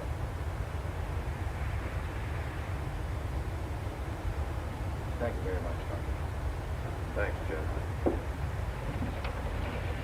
Mr. Peabody, would you please get that magazine rack in and hurry up about it? Yes, Mr. Potter. Hurry up about it. Move along and... afternoon, Mr. Wilson. Afternoon, Noah. Bring him right in there.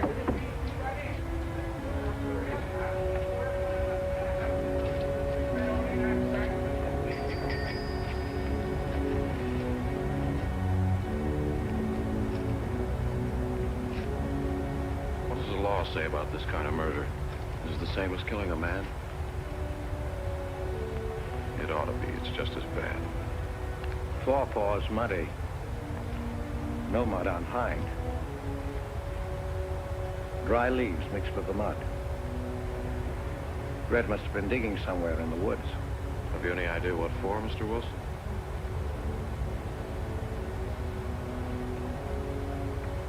body, I think.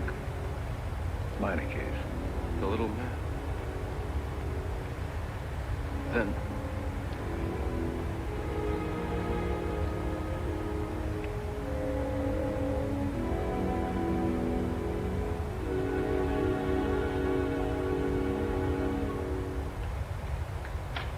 Just caught me. Anything wrong? Wrong? Oh, you mean blowing up like this? Yeah. Just going on a search. What you after? Found a machine on what search? For the body. State police deputized half the town. Just reach up there, Fort Shell. Well, this is the news over the clock tower. What body are they searching for? I bet this fella left his bags here. Scrawny little duck. Unhappy looking. I knew he'd come to a bad end. That ought to be 15 cents, mister. First, I'll just put it on your account.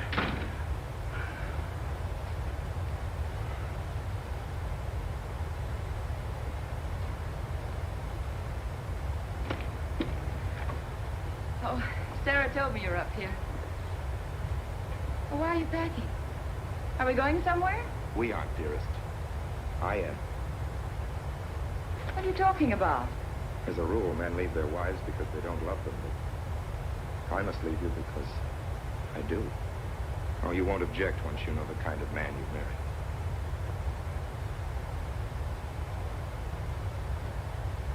But you are the man I've married, and that's all that matters. Darling, I meant it when I said for better, for worse. Even to killing Red.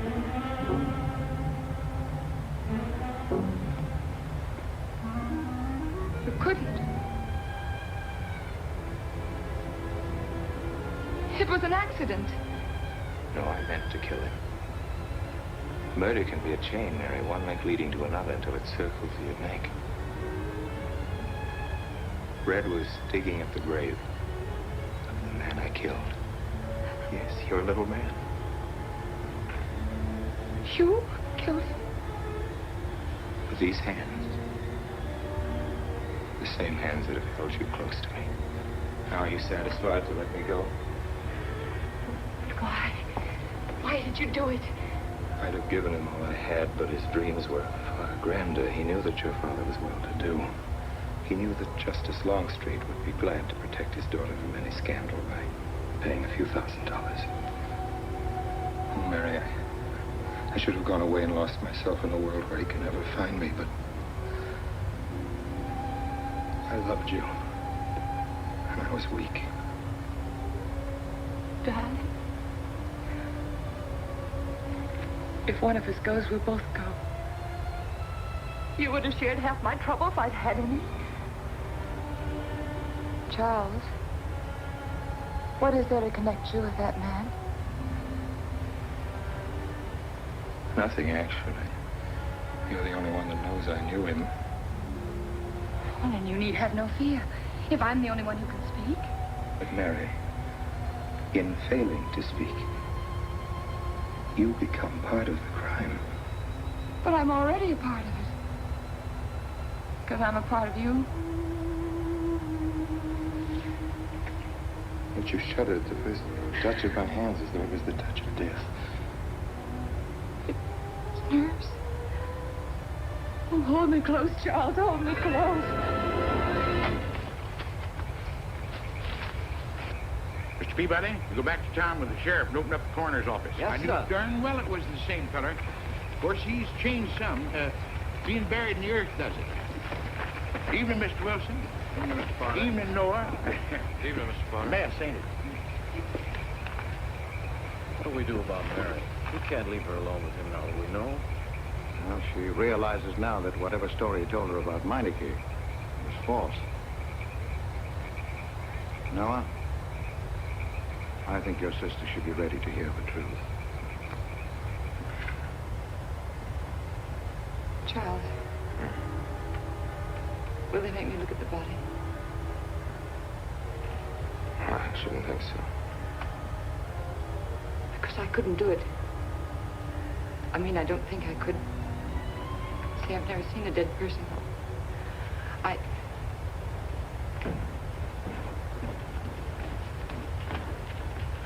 Many are having to tea, Mary. 28 altogether, I think, dear. You didn't eat nothing at dinner. Isn't that You'll rather be fainting a lot? again, Miss Mary. 28 for just you and Sarah. No. Oh, we'll manage all right.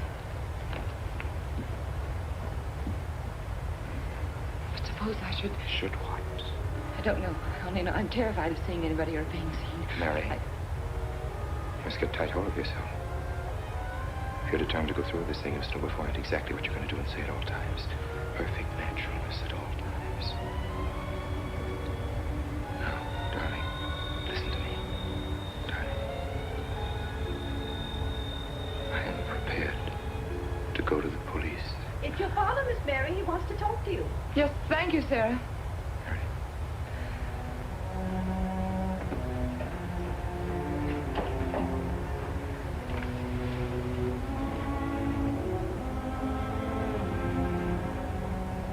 Hello?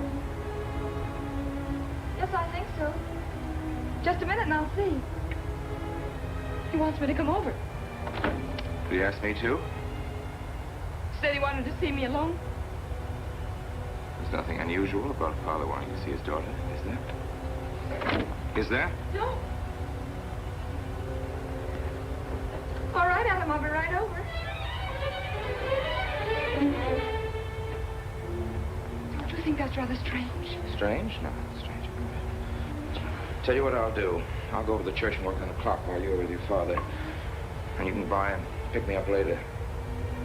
I'm so afraid. He was so pointed as wanted to see me alone, and his voice sounded so different. And you know what you're going to say, don't you?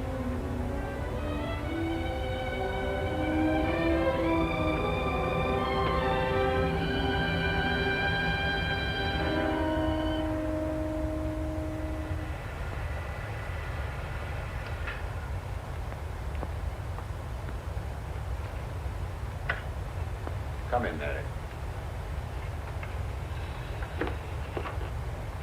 Is something wrong? You know about the body that was discovered yesterday, Mr. Rankin? Yes. Did you ever meet the deceased? No, I never met him. Have you seen the body? No. Well, then, how can you be sure you never met him? Of course, I can't be certain of it. Mr. Wilson, do you suspect me of something? If so, what? Of shielding a murderer. Perhaps this photograph will refresh your memory. Do you recognize this man? That is Conrad Meineke, commander in charge of one of the more efficient concentration camps. You know him, don't you? You have met him here in Harper. No, I've never seen that man, Mr. Wilson. Judge, would you mind putting out the lights?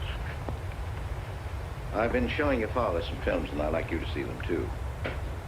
I'm on the Allied Commission for the Punishment of War Criminals. It's my job to bring escaped Nazis to justice. It's that job that brought me to Harper. Well, surely you don't think that... Mr. Wilson, I've never so much as even seen a Nazi. Well, you might without you realizing it. They look like other people and act like other people when it's to their benefit. Gas chamber, Mrs. Rankin. The candidates were first given hot showers so that their pores would be open and the gas would act that much more quickly. And this is a lime pit in which hundreds of men, women, and children were buried alive. Why do you want me to look at these horrors? All this you're seeing, it's all the product of one mind. The mind of a man named Franz Kindler. Franz Kindler? Yes, he was the most brilliant of the younger minds from the Nazi Party. It was Kindler who conceived the theory of genocide, mass depopulation of conquered countries, so that regardless of who won the war, Germany would emerge the strongest nation in Western Europe, biologically speaking. Unlike Goebbels, Himmler, and the rest of them, Kindler had a passion for anonymity. The newspapers carried no picture of him. Oh, no, and just before he disappeared, he destroyed every evidence that might link him with his past, down to the last fingerprint. There's no clue to the identity of Franz Kindler, except one little thing. He has a hobby that almost amounts to a mania. Clocks. So have lots of people. You yourself. Well, I'm not quite finished, Mrs. Rankin. In prison, in Czechoslovakia, a war criminal was awaiting execution. This was Konrad Meineke, one-time executive officer for Franz Kindler. He was an obscenity on the face of the earth. The stench of burning flesh was in his clothes. But we gave him his freedom on the chance that he might lead me to Kindler. He led me here, Mrs. Rankin. And here I lost him. Until yesterday. Your dog Red found him for me. But unfortunately, Meineke was dead and buried. Now, in all the world, there's only one person who can identify Franz Kindler. That person is the one who knows definitely who Meineke came to harbor to see.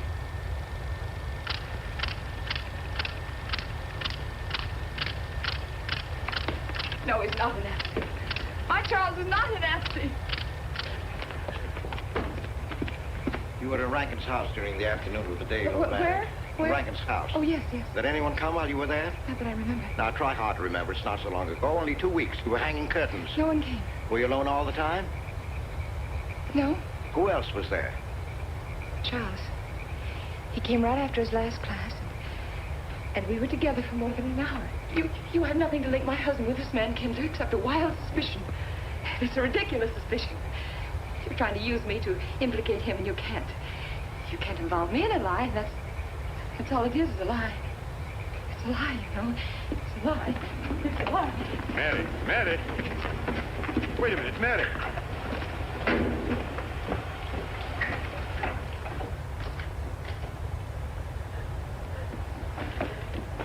Mary! Wait a minute, sister.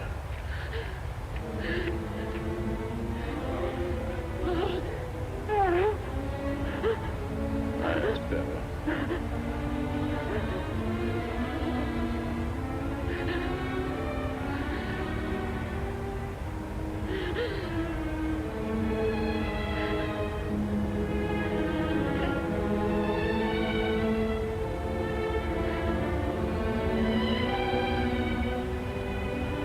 You know that your welfare and Noah's means more to me than anything, don't you? Yes. You've got to face this thing with complete honesty, sister.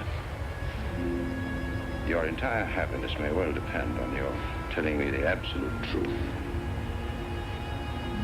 If Mr. Wilson is right, and you have innocently married a criminal, well, then there is no marriage. There's no call upon your loyalty as a wife. He's good. He's good. He wouldn't hurt anybody except to protect somebody he loves. He's good. Well, then the truth can't hurt him.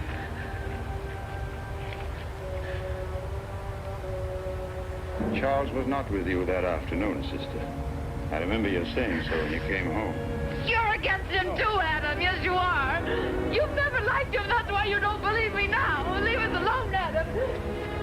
He's not a Nazi. He's not one of those people. He's not. Leave us alone.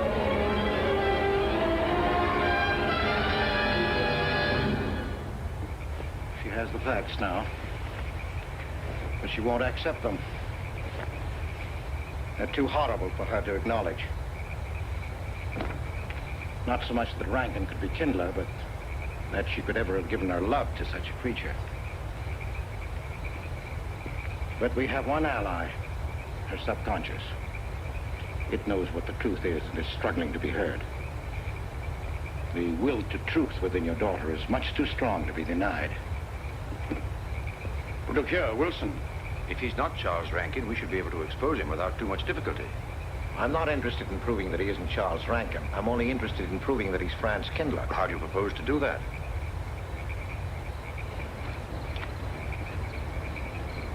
Through your daughter. Unless I'm mistaken, she's headed for a breakdown. That's the usual result of a person being inwardly divided. Rankin will recognize this, and that's what I'm banking on. What do you mean? Well, he can't afford to trust a person approaching hysteria. He won't. He'll have to act. He may try to escape before she collapses, which would only be an admission of guilt. Or... Go on. He may kill her. You're shocked at my cold-bloodedness. Well, that's quite natural. You're a father. And it's because you are a father, Judge Longstreet, that I'm talking to you like this. Naturally, we'll try to prevent murder being done. However, the proof that murder is his aim would be the strongest evidence that your daughter could have.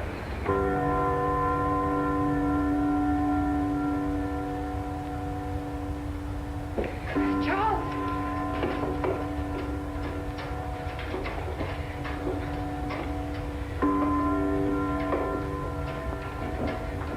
Listen, strike.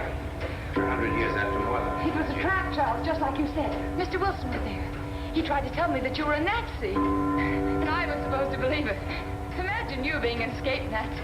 Oh, he thinks he's very clever, that Wilson. His idea was to horrify me into telling him about the little man. Who did he say he thought I was? A Nazi. Franz Kindler. He made it all up just to trick me. But I didn't tell him anything, and I didn't tell Father anything. I outfaced both of them, Charles. It'll be simple enough to prove you're not that Nazi. We'll just find someone who was in your class at college, and he'll identify you, and that's all there'll be to it. What you say is true. He can't touch me. I'm quite safe if you say nothing. Oh, I won't, Charles. I promise I won't. They can torture him, and I won't tell them anything. Look, Chance is away from his carpet.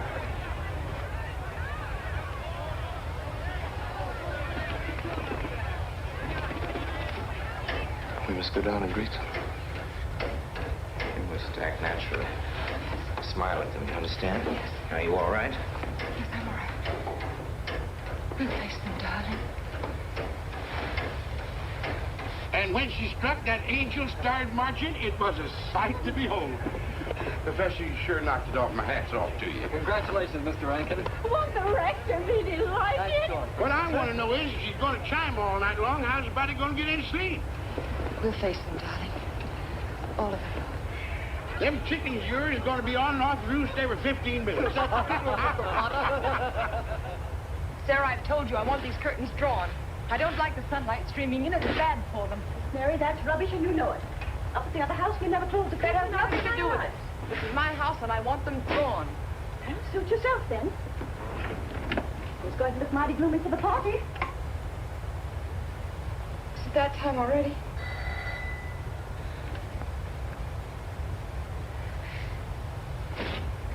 Were you able to see when they opened the grave, Mr. Randall? Was it too horrible? Well, not the most pleasant sight. Oh, there's Mary. Hello, Mary. Filling out prescriptions, that's part of this business. Hey, sleeping pills, that's another. Mrs. Rankin. $1.65. Okay. Want them wrapped? No, thanks. Sleeping pills. Don't approve of them. No? Man does a day's work, man gets a night's sleep. Leastways he could until that clock starts bonging every... I believe Mrs. Rankin ordered some ice cream. Ice cream? Yeah. Already gone. Fella said he was going past your house, so I give it to him. Mr. Wilson.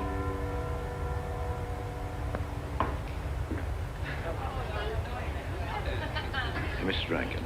Wouldn't dream of setting foot outside the house unless Fred were along. Who knows? He might be anywhere. The murderer, I mean. Waiting for a new victim. I hope you haven't forgotten you were kind enough to invite me, Mrs. Rankin. Oh, no, of course not, Mr. Wilson. Mr. Potter asked me to deliver this. Oh, the ice cream's good. Sarah's waiting for it. I hope it hasn't melted. Well, I won't detain you any longer. Yes. I have a drink for you. Oh, just the medicine I need. You know Dr. Hippard? Oh, yes, of course. How are you, Doctor? Cute. Yes, sure. Grandma Lawrence, can I get you something? Oh, nothing more. Thank you, dear. It's too intelligent to do away with the residents of Hollywood. Where's Dr. Rankin? Oh, he'll be here in just a few minutes. I want to have a word with him about that clock. Yes. Oh, thank you, Bella. 3 weeks ago. Yes, on my last trip. The butcher May I get you some more tea? at that time. And Jack Philippa. And what was that Frenchman's name? Oh, hello, dear. Hello. Landru. There may well be 10 or a dozen graves out there in those woods. 10 or a dozen? Autopsy showed the murder was committed just 3 weeks ago. May I get you some more wasn't tea? it? Oh, thank you, no. Jeff, may I get you another I wish I drink? could remember what Emerson says about crime. Oh, there's Rankin. He may know. Sorry to be late. I'm fine, thanks. Hello, everybody. Darling? Oh, hello there, Rankin. How are you, Mr. Wilson? You know the quotation? To Hibbert? Emerson? Quotation? Commit a crime and the earth is made of glass? No, I don't. Commit a crime and the earth is made of glass. Commit a crime. Commit a crime, and it seems as if a coat of snow fell on the ground, such as reveals in the woods the track of every partridge and fox and squirrel and mole. You cannot recall the spoken word. You cannot wipe out the foot track. You cannot draw up the ladder so as to leave no inlet or clue. You're Mr. Wilson, aren't you? Do you know you're our #1 suspect in our murder case? Oh? So far, you're the only suspect. Potter put the finger on you. He thinks you committed the crime to get possession of some priceless antique. Drink, Mr. Wilson? Mr. Rankin, I wish you'd left that clock alone. Harper was a nice, quiet place until it started banging. Mary, what's Wilson doing here? I don't know. You invited him, didn't you? What's he after? I don't know. Are you all right? Yes, quite all right. Good night. Friday. Good night.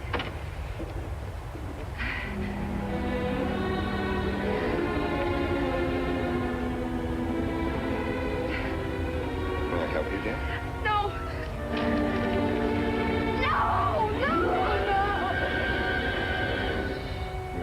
Mary. No! Mary. It's all right, dear. It's all right.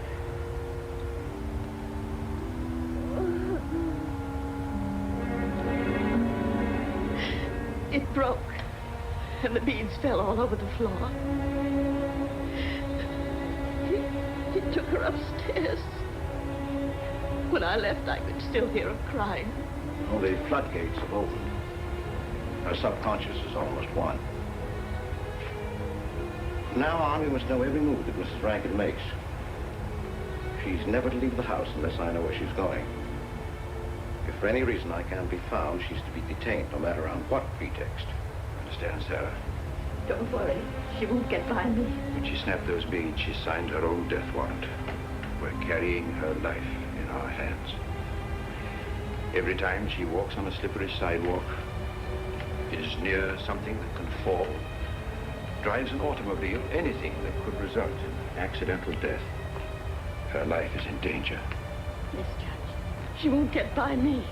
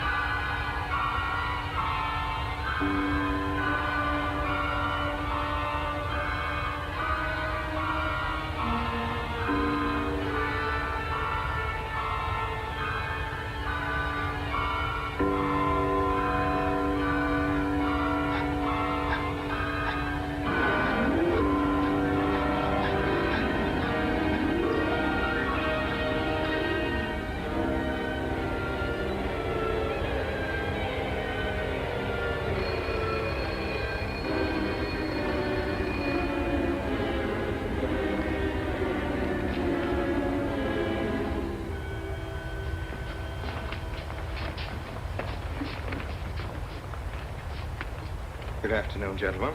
Good afternoon. Today we will attempt to finish with the career of Friedrich the Großer, König von Preußen, Kurfürst von Brandenburg, Prince von Polen. Frederick the Great to you. 863.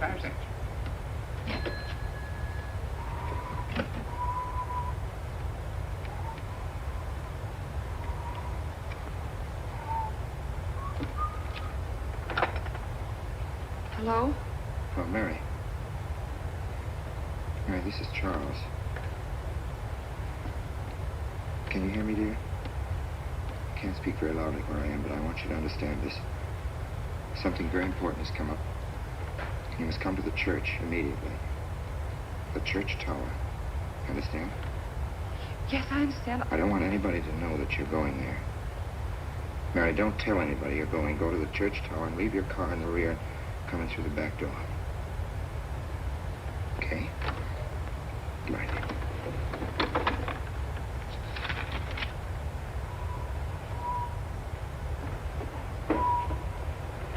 Anybody? They're coming. Well, go faster there. Yes, sir. Stack that wood down there with the rest of them, then get back to work. Yes, sir.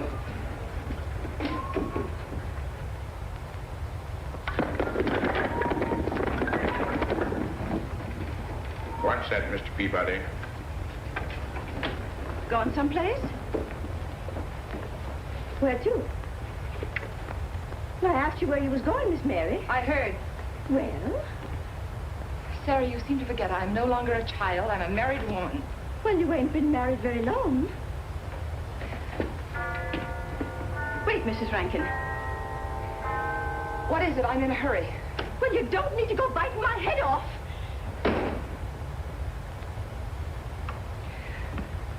What is it, Sarah? Well, I don't... If you've got something to say it. What is it, Sarah? I don't know what's got into you lately. Indeed, I don't. You never was mean to me like this back at the old house. Sarah, Maybe I'm outborn my usefulness. I'm not as young as I used to be. Maybe you don't want me around anymore. For heaven's sake, stop talking such nonsense. Well, it's true, and you know it. I'm going to pack my things and leave here. Indeed, I am. Sarah, I'm sorry if I've hurt your feelings. I didn't mean to. Really, I didn't. Sarah. Now, I couldn't get along without you, and you know that, don't you? Well, don't you? Honest, Miss Mary? Yes, honestly, Sarah. Oh, Miss Mary. Oh, Miss Mary. Sarah, please, wait just a minute. Sarah, you'll never leave me, will you? You know how I feel about you, don't you? Yes, I do. Like you was my own daughter, my own little girl. How could I? Sarah, I've got to go now. Really, I do. I've promised to be somewhere. Well, where to, Miss Mary?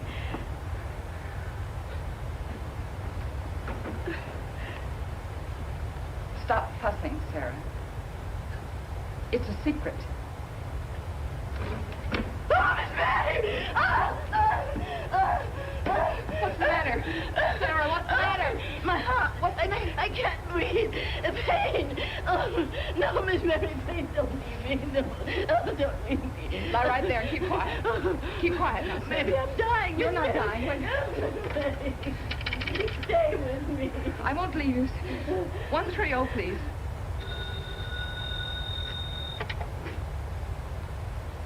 Yes, Mary? Look, I was supposed to meet Charles at the clock tower right away, and I can't get there. Will you go and tell him to please wait for me? And no one's to know where or why you're going. It's important. All right.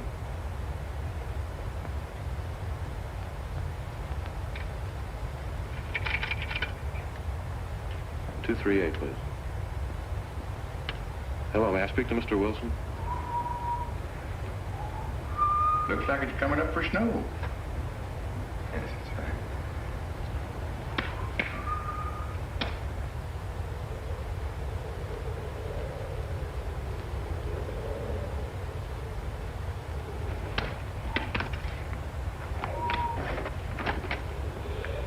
Oh. Mrs. Rand, Mrs. Lundstrom, isn't it after hours? You ladies are working too hard at the library. Oh, no, Mr. Rankin. We closed as usual at 3:30. You're perfectly right. I dismissed class 10 minutes early. Yes. That's 3:44. I was playing checkers with Mr. Potter, and I didn't realize. You know what you are, Mr. Rankin. You're the absent-minded professor. Oh, no. Say nice.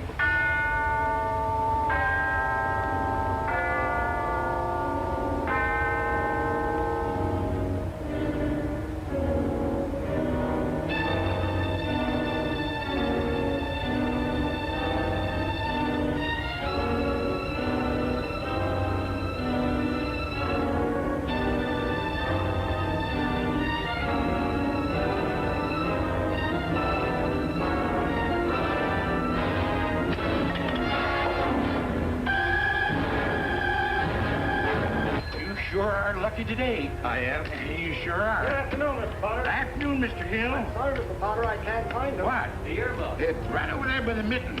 Come on, Mr. Potter, help us look. Well, I'll be right back in a minute, Professor. Right over there by that box where I told you there was. Those? Yeah, latest thing out.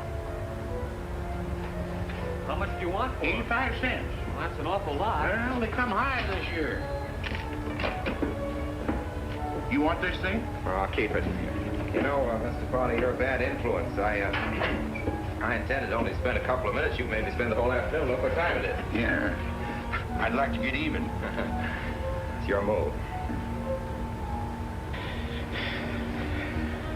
You really had the wind up. Golly. You can still smell the glue where you joined it. Look there, Professor. Like I told you, it's coming up for snow.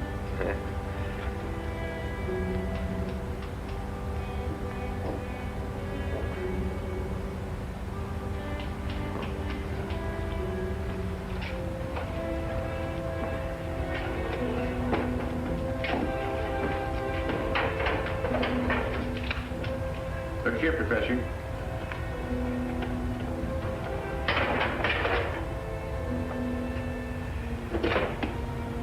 Double or nothing?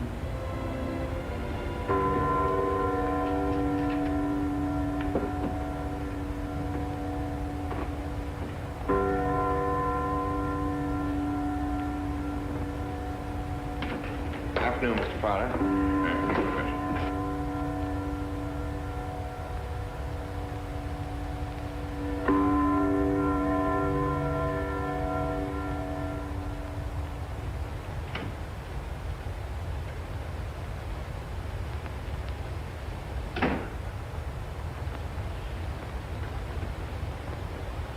Charles?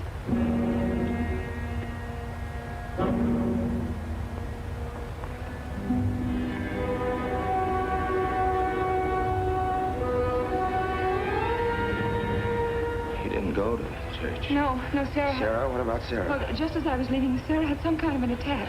She's resting now, yes. And Jeff said it wasn't very serious, but that I should stay with her.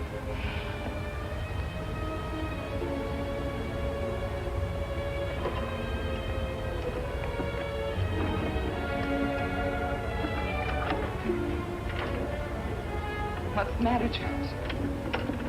Nothing's the matter. Then why did you want me to go to the church? You said it was important. It isn't important. Nothing actually. It's my sense of proportion is failing me these days. Please, Charles, what is it?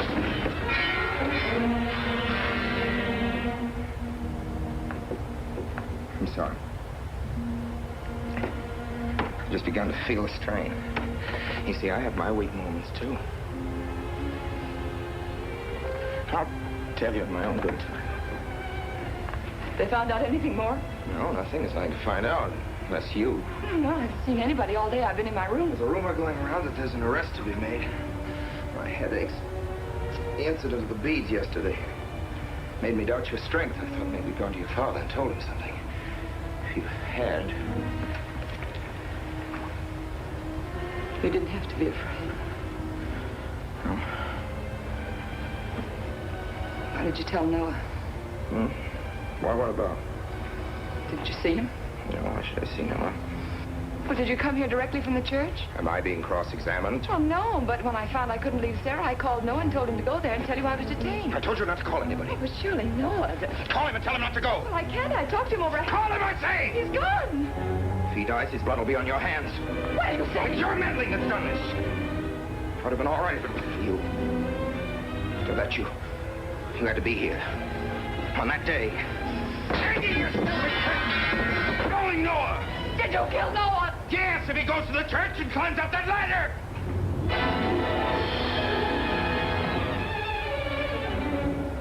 It was I you intended to kill, wasn't it? No. Why wasn't it I? Kendra! Kill me. Kill me, I want you to. I couldn't face life knowing what I've been to you and what I've done to Noah. But when you kill me, don't put your hands on me. Here. Use this.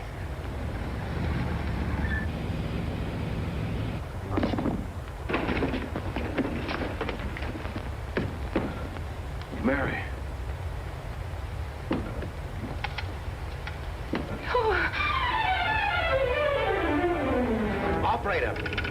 Operator, get me the state police.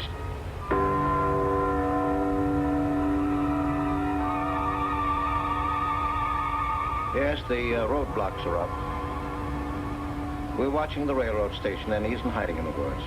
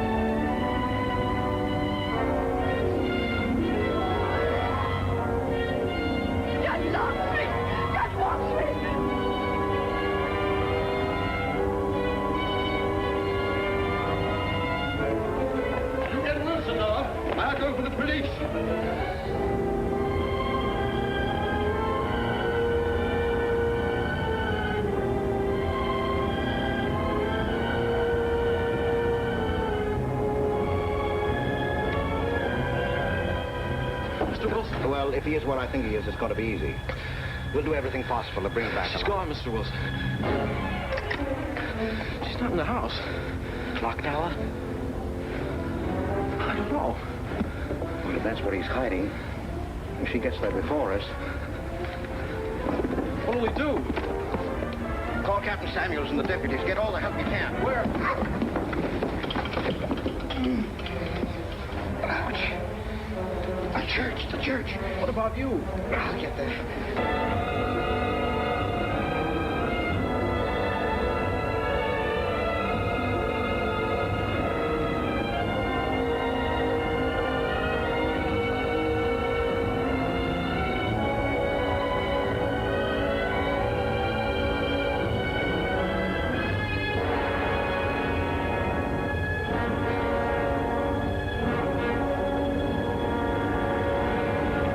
Don't move.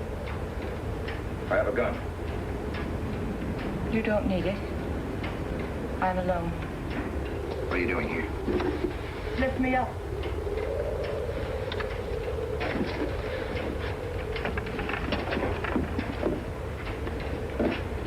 You're telling the truth? Why should I lie? You were followed here? I came by our way. Through the cemetery. No one saw me.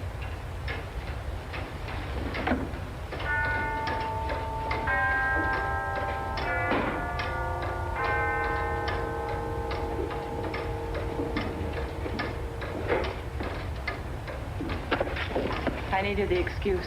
I was afraid you wouldn't let me out. What do you want? I came to kill you.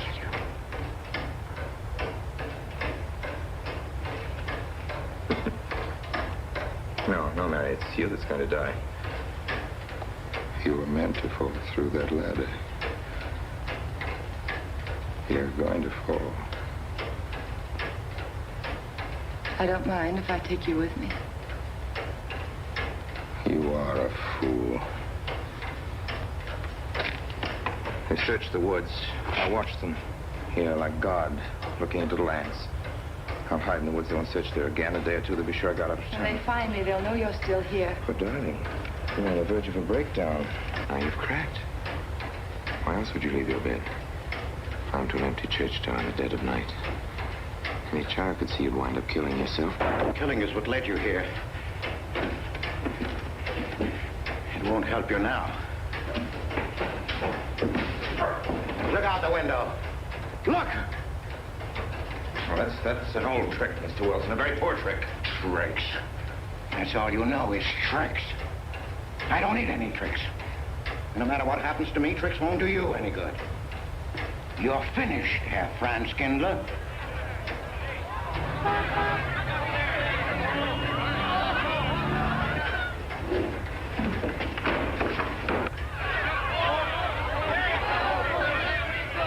citizens of Harper. They've come after you. The plain little ordinary people, the ones you've been laughing at, Herr Franz Kindler. Well, you can't fool them anymore. Oh, sure, you can kill me, Mary, half the people down there. But there's no escape. You'd have the world and it closed in on you till there was only Harper. That closed in on you and there was only this room. And this room, too, is closing in on you. It's not true, the things they say I did. It's all their idea. I followed orders. You gave the orders. I only did my duty. Don't send me back to them. I can't face them. I'm not a criminal. You are.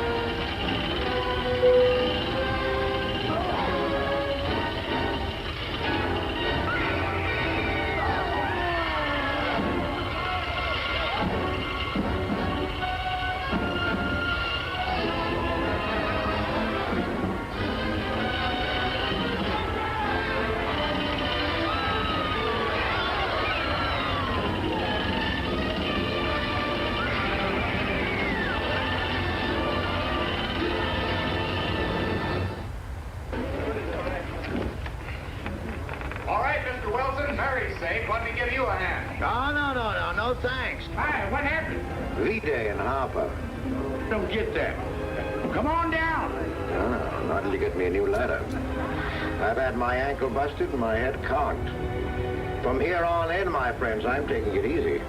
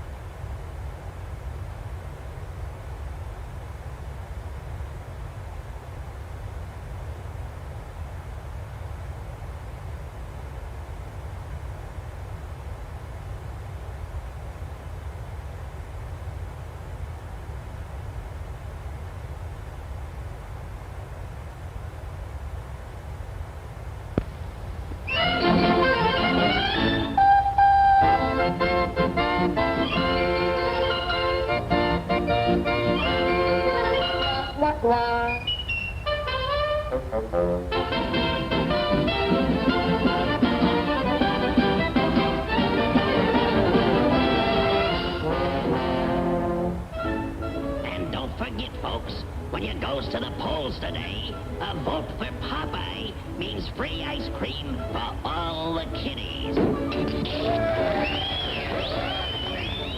All right, men, step right over here and get your free cigars.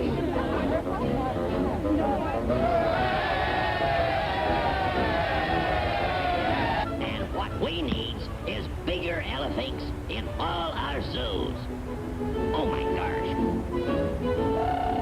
Now, just remember your old pal Bluto at the polls today, fellers. And there's an extra cigar for each and every vote you give me. Yes, sir.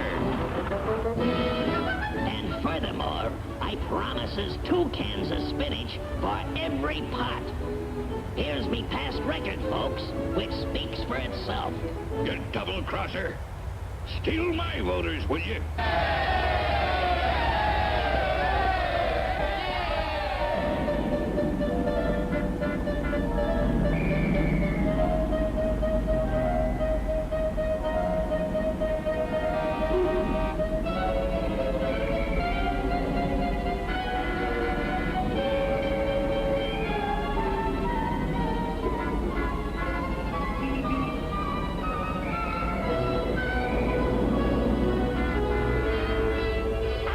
getting that winning vote.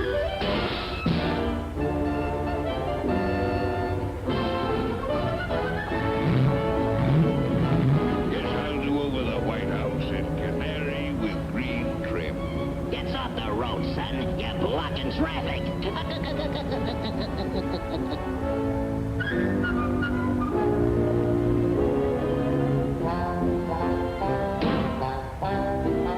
Oh, dear. I'll never finish my chores. Miss Oil, I'd like you to vote for me for president. If you want a good-looking guy in the White House, vote for me, babe. I can't go to the polls till I get the wood all chopped for the winter. No sooner said than chopped, darling. That vote is mine.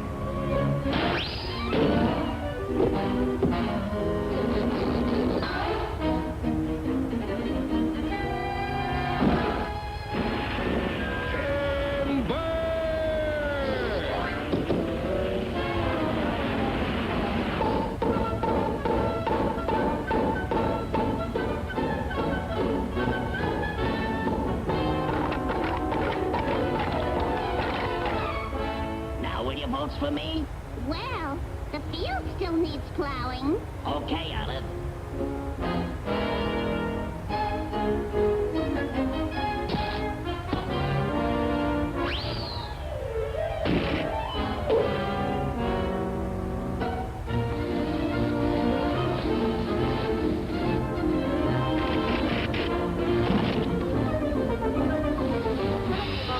Starting our in-flight field service. Please look at the feedback for our menu, as one of our crew members will stop by shortly with your order. If you'd like to order additional menu Plowing's all items, done. you may hit the Now button to the and call us polls. at any time. Oh, We'll be happy I almost forgot. That hay must be put in the hayloft.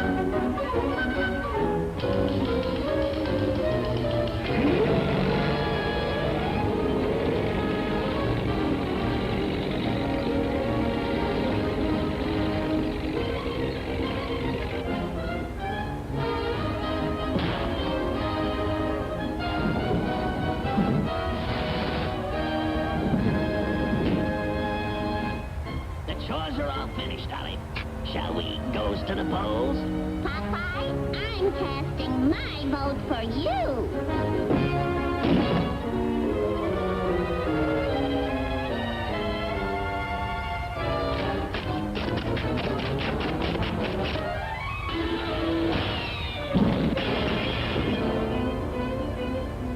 Let's go, Toots. You're voting for me. You, I'm not voting for. Oh, yes, you are.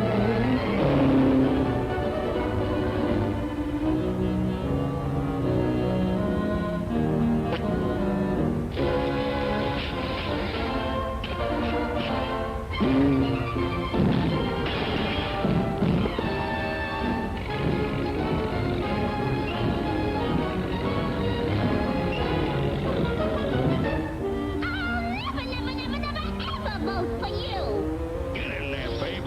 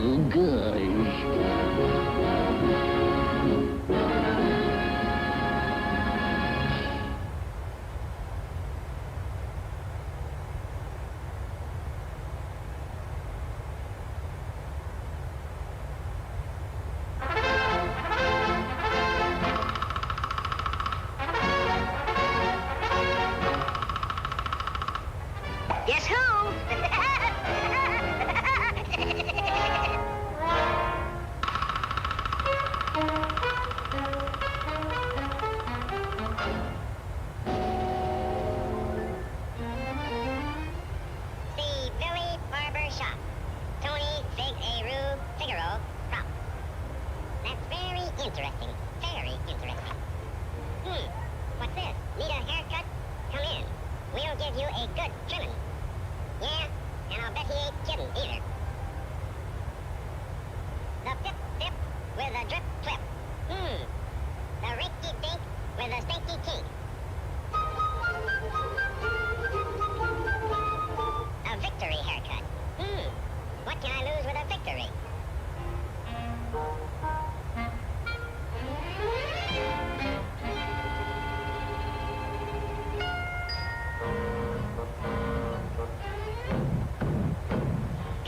Come on!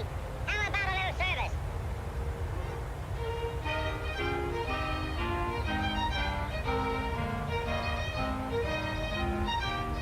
Back soon. That's what he thinks. Oh, well, maybe I can cut my own hair. I cut my own teeth.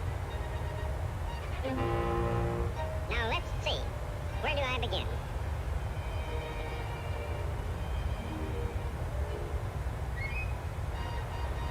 Looks like Harmonica Lake.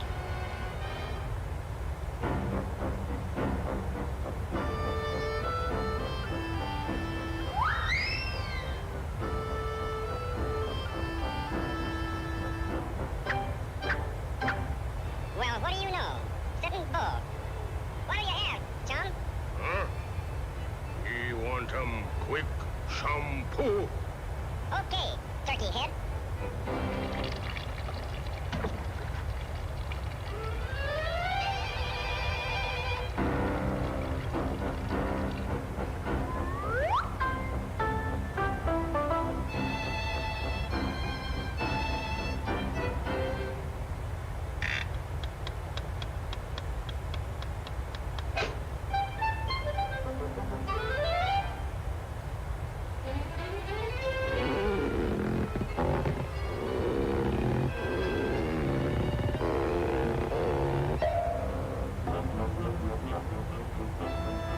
You give Chief the bird, me give you scalp treatment. Oh, no, Chiefy. Me give you scalp treatment.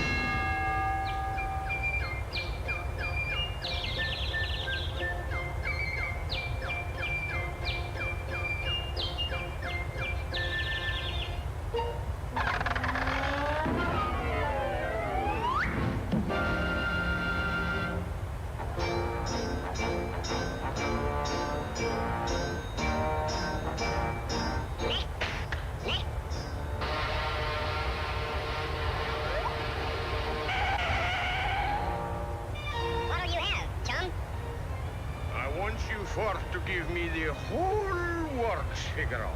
Okie dokie.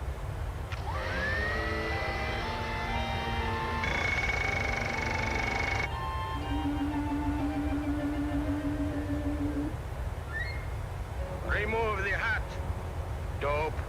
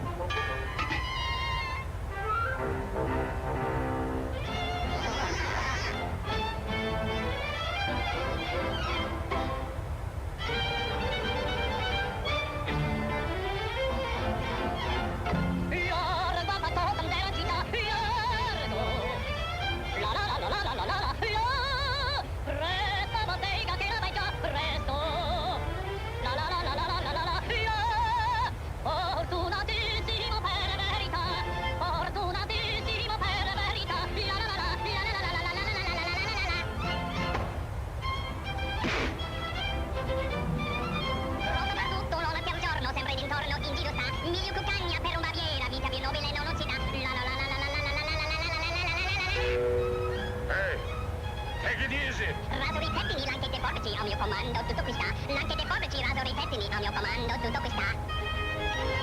Bella risorsa. Vuoi da mestiere? Con la donnetta. Col cavaliere. Con la donnetta. La la la. Col cavaliere.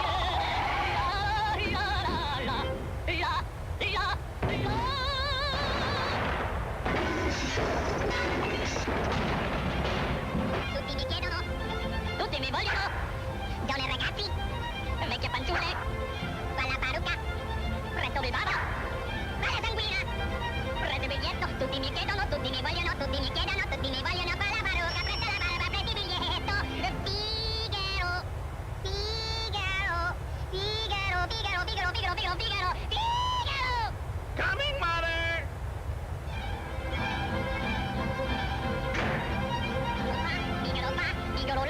Figaro qua, Figaro là, Figaro su, Figaro giù, Figaro su.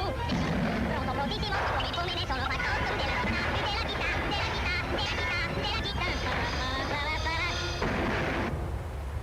Bravo piccolo, bravo bravissimo, bravo piccolo, bravo bravissimo, fate fortunate, fortuna non mancherà. Bravo piccolo, bravo bravissimo, bravo piccolo, bravo bravissimo, fate fortunate, fortuna non mancherà. Sono nel baccotto della città, sono nel baccotto della città, della città, della città.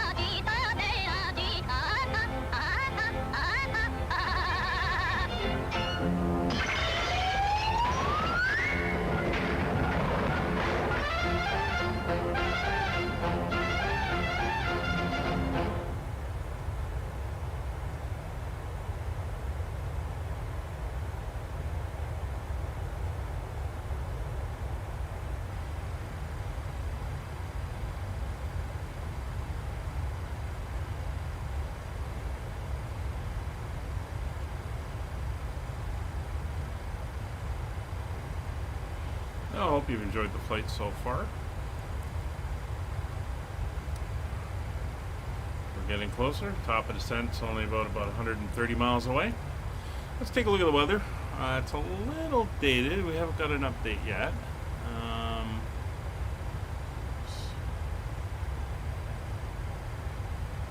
Just checking to see if there is an update.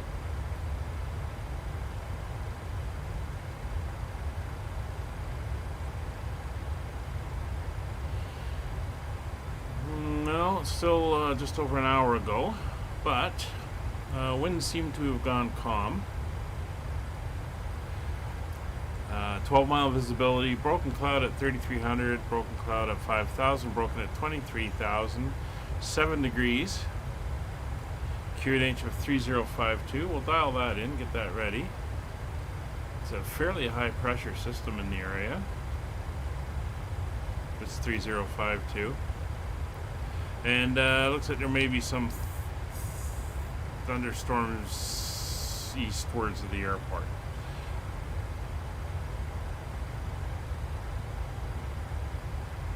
But everything's looking good. We're coming up. We've just got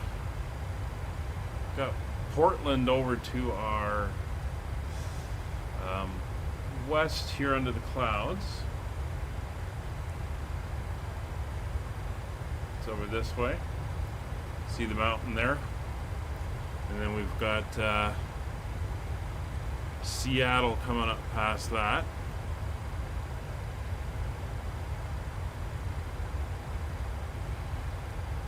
Just want to check on that mountain as we can see coming up. I don't know if that's St. Helens or not. Find out.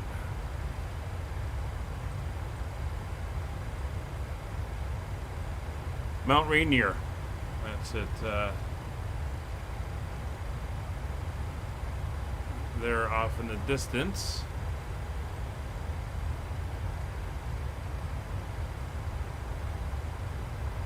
I think that's Mount Adams.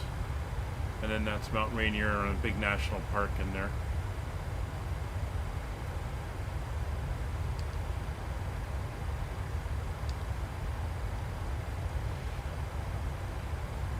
All right, so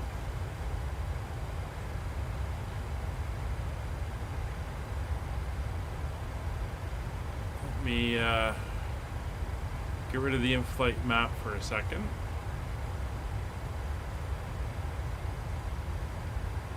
And we will bring up our regular map we use for showing the charts, and we'll see what we're doing. So we're flying up this way. We're going to come up. We're going to head right to the Seattle-Tacoma VOR, right over downtown Seattle.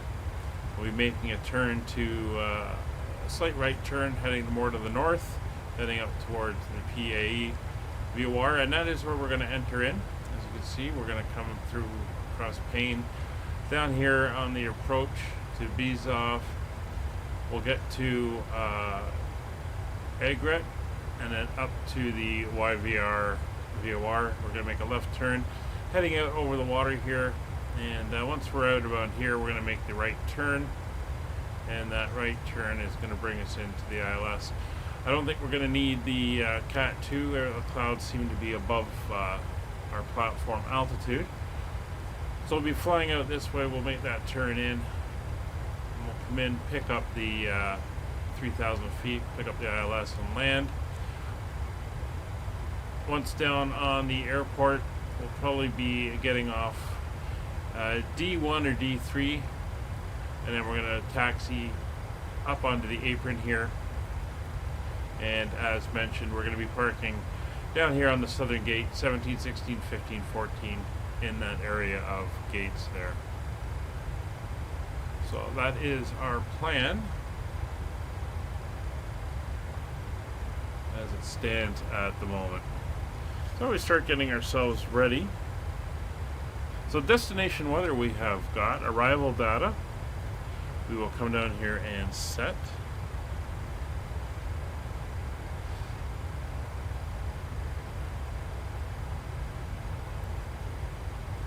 So we're going to be landing on a flaps 40 landing. We'll put that in. That is now set. Our approach speed of 130 knots. You're at 16, Brian? Okay, we'll see you there shortly. ILS is tuned in on a frequency of 109.5.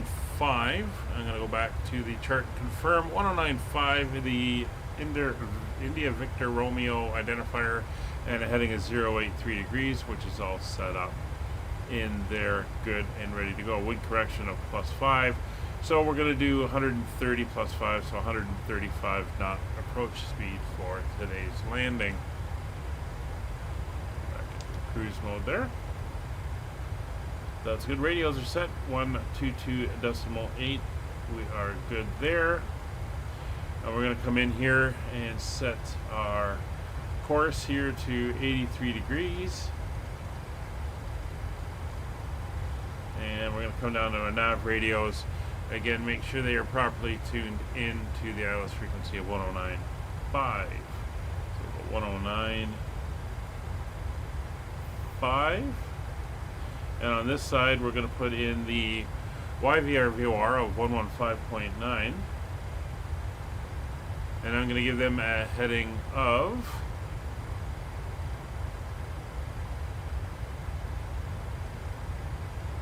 pulling up my chart. I'm going to give them a heading of 268. That's the heading we want to be flying away as we head out over the water. Get ready for our ILS interception. There we go. 268 is tuned in there.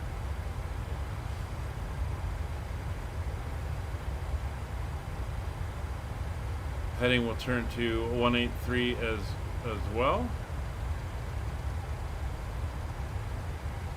Just to make sure we are tuned in case we need it.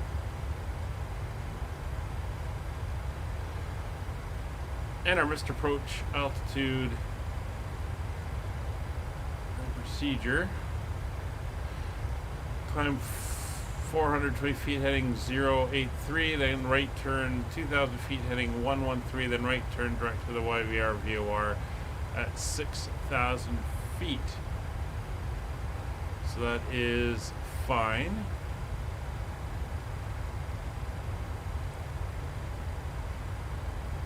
We are kind of set up for that. And everything is looking good.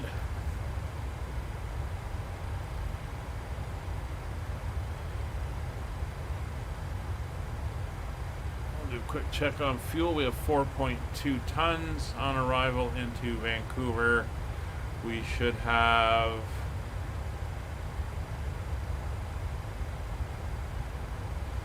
$2.7 tons, so everything is looking good there.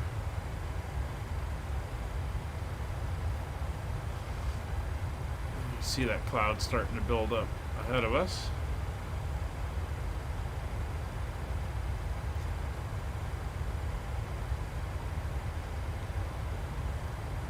See the mountains there. Oops. Very good.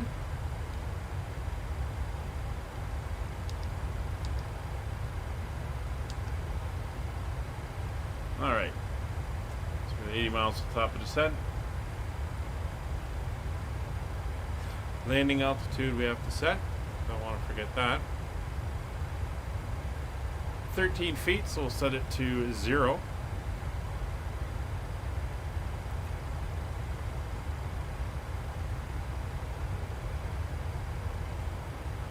0 feet is set.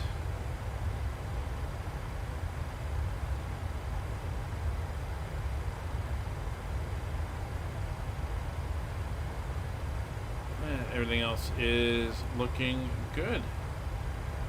Engine generators are all fine. And no cautions.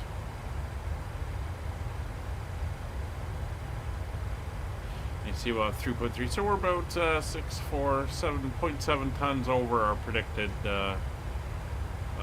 fuel according to the flight plan, which is what we want to see.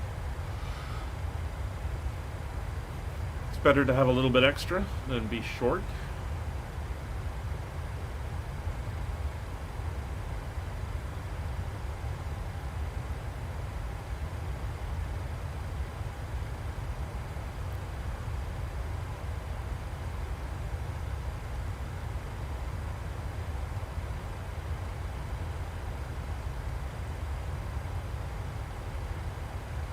So I'll announce it now since it's coming up. On Tuesday, we are going to start a new series, something I've been playing around with. We are going to be breaking out the helicopters. So on Tuesday, when I'm available, 19:30, we'll be doing some helicopter flying. I've plotted a route around southern England. We'll start there, and we'll do some chopper work. Flights will be an hour, hour and a half, and should be fun. I've got my Bell 47G for the first series anyway, and we'll be up and going with that for the series. So that's going to start on Tuesday.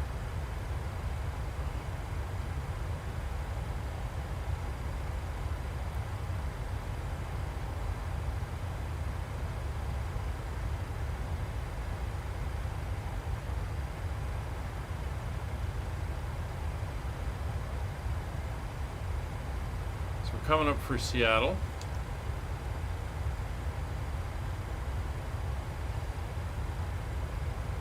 Kind of start seeing some of the coastline out here.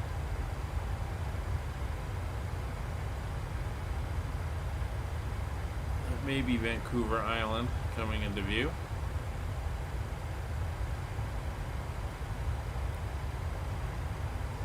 Or that peninsula that goes up under Vancouver Island, but we're getting close.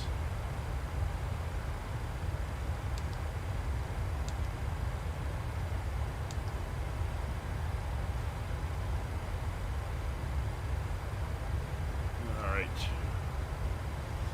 So we're just cruising along. I have linked all the waypoints so we can come in and dial in 3,000 feet as our descent point.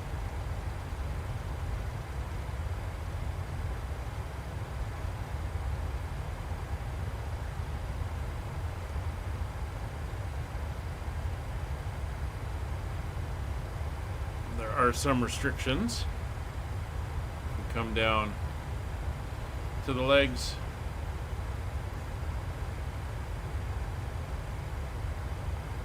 See, we have a 12,000 foot restriction at egret. We have to be above 10,000 at Tatgo, and then we're going to make Boo Ball. We're going to make that a hard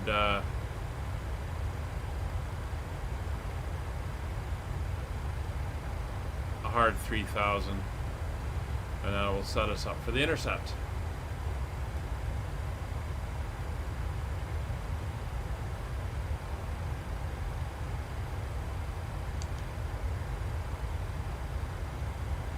We also have a speed restriction at egret. They want us at 280 knots, and then we start decelerating after that. At NACMA, we got to be at 210. You see NACMA, so gonna be doing some pretty intense slowing down as we go.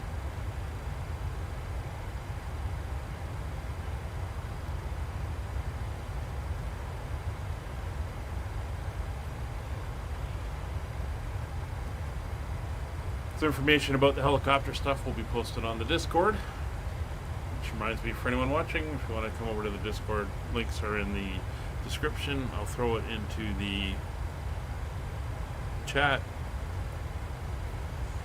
Then the information will be there if you want to join in.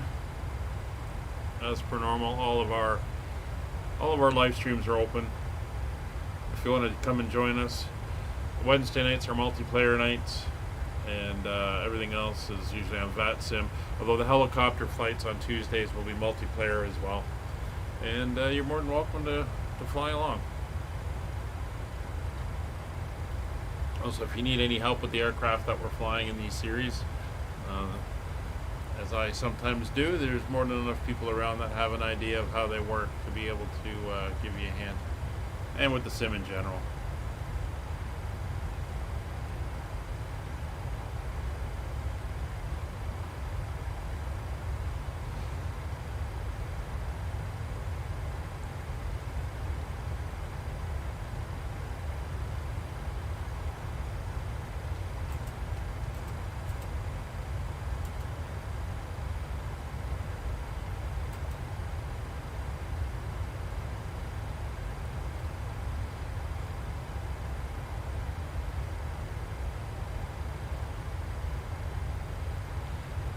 About 40 miles to go, and then we'll be starting down. I think Kevin's probably already on his way down.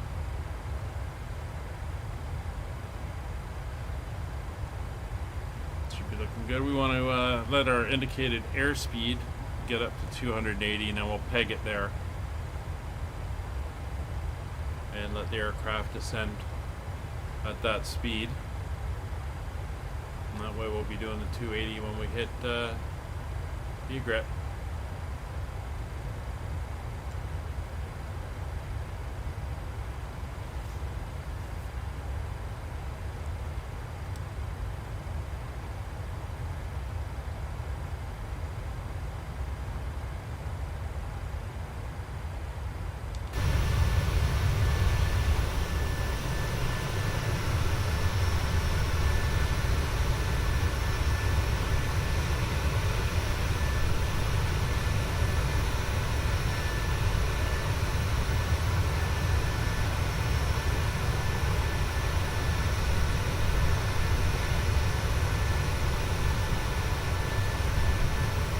See the built-up Seattle area starting to come in ahead of us here.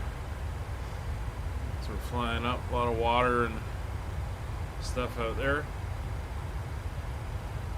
Should get interesting.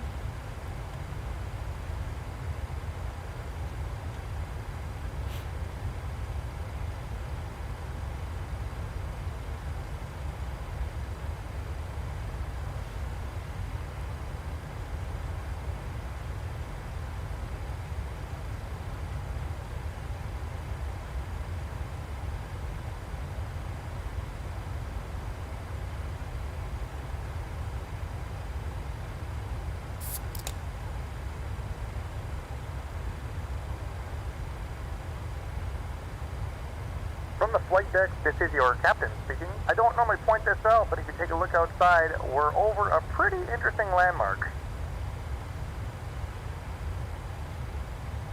That would be Seattle itself. Looks like Vancouver Center may be coming online. It is.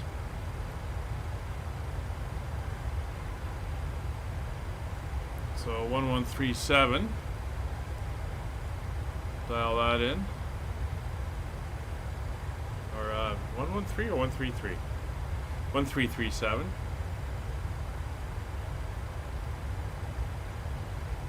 We won't hit him until we get to the border. We'll dial that in.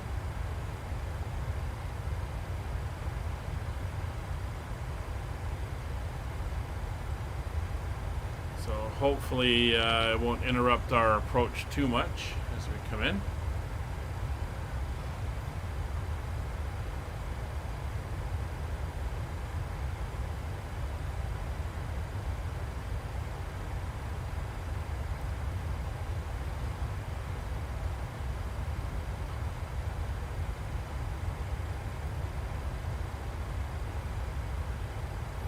20 miles to our top of descent, 10 to the Seattle VOR, where we're gonna make that little turn.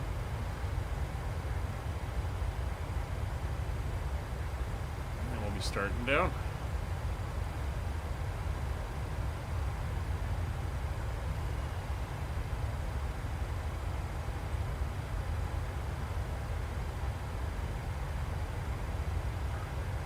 So Brian, YQR, oh, that's Regina you're heading off to, eh? Very good. A couple aircraft inbound.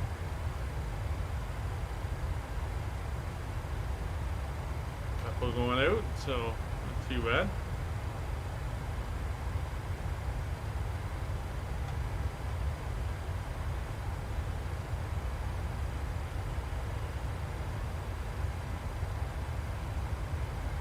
Renton traffic, King Air 667 departing runway 34 to the south, climbing to level 200, Renton traffic.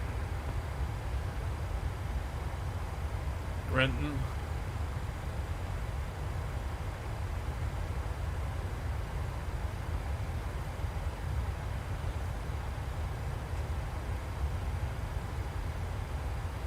You might get a nice sunset as you head into Regina, depending on the time that you're coming in. So there's the YVR VOR, 106 miles out. Remington traffic, November 10 to 10 code, 106 miles final, occurring next to Remington traffic.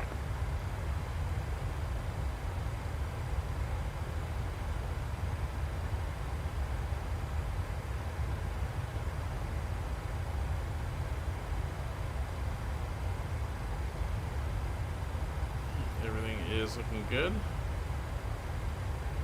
She should go into descent on her own.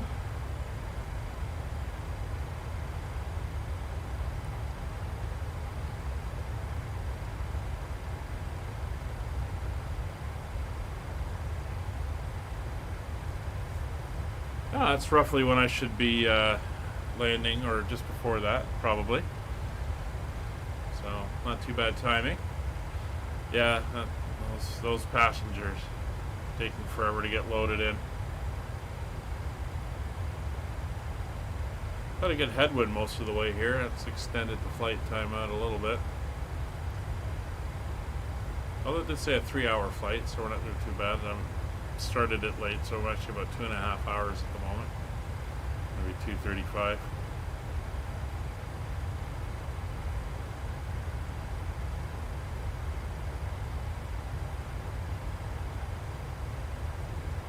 Go, engines retarded, and we are heading down on profile. Vancouver area traffic, Skyways 3035, leaving flight level 360 over the Seattle VOR, inbound for the Grizzly 7 arrival, Vancouver, runway 08 right. Please review and complete these forms and keep them with you for presentation upon arrival.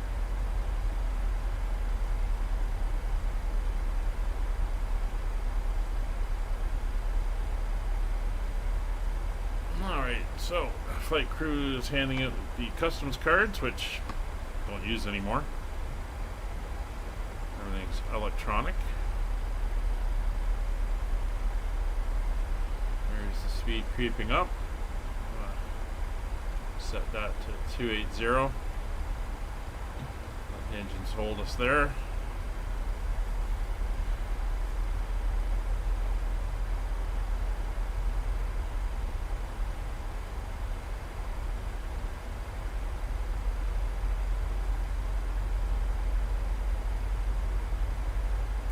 ATIS is up at Vancouver. Let's see what they have to say for themselves.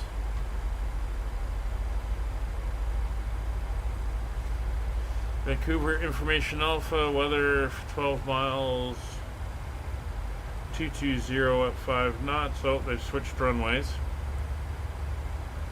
ILS 26 right, ILS 26 left. We'll assume 26 left.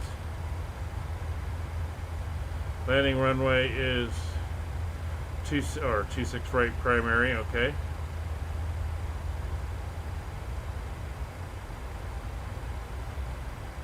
So let's head down. we'll reprogram for 26 right.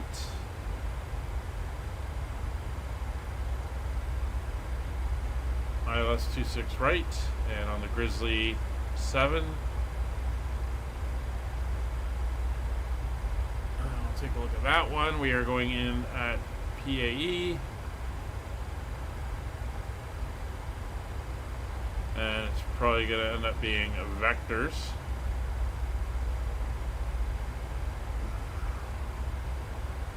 Yeah. United 1885 radio check. Actually go like that. Thank you. Seattle traffic United 1885, taxiing runway 161. For the legs, PAE, Bezov, Egret, Tato, YVR, NACMA, PAE. That doesn't make sense. Bezov, Egret, Tatco, YVR, NACMA.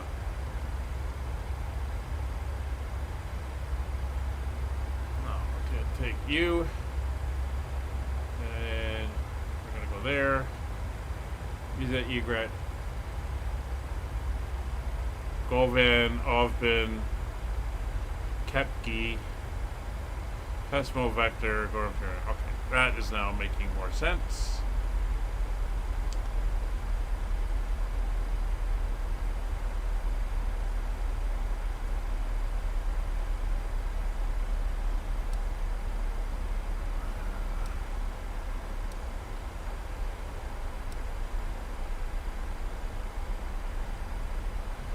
And I'm going to have to change my charts.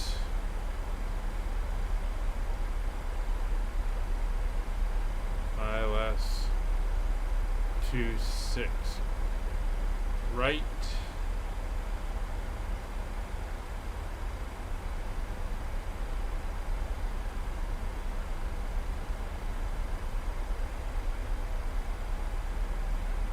And it should be 11195. 11195.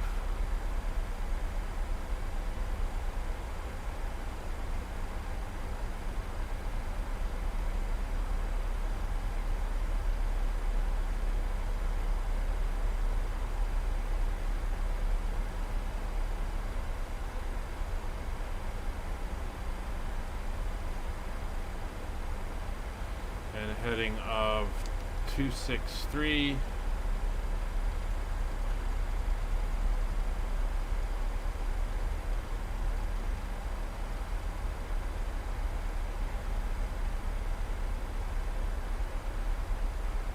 .11195 263. I'm leaving that YVR VOR in there. All right, we're back on track.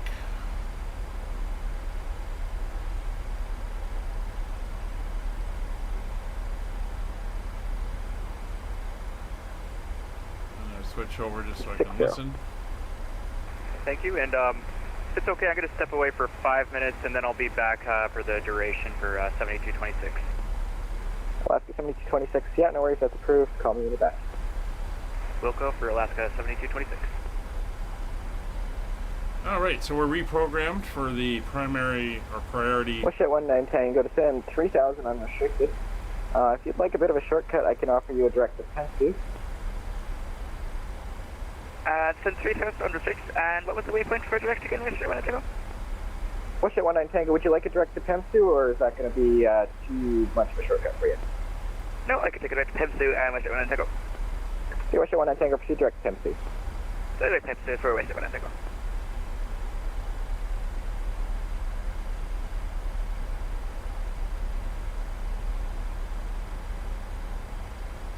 Alright, we'll just do one last check on the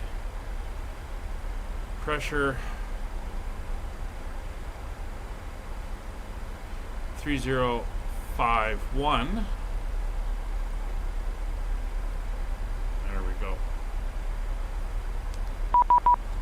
There he is. I was just about to call him. Vancouver Center, Skyways 3035 with you, passing through flight level 203, descending on the Grizzly 7428 right. Skyways 3035, Vancouver Center, hello, squawk 0772. Sorry, you faded out. Can you repeat that squawk for me? No problem, squawk 0772.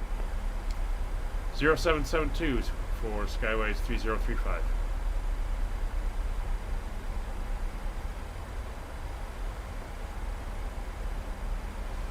There's 20,000 feet with seatbelt signs on. Skyways 3035, thanks. Runway 26 right to Vancouver altimeter is going to be 3051. Descend 10,000 and you can plan on the island approach. Roger, 28 left, descending to 10,000 feet, and we'll prep for the ILS on the approach for Skyways 3035. Alright, 10,000 feet coming up. We're headed down, there's 18,000. We're just clear down below over to standard pressure, 3051.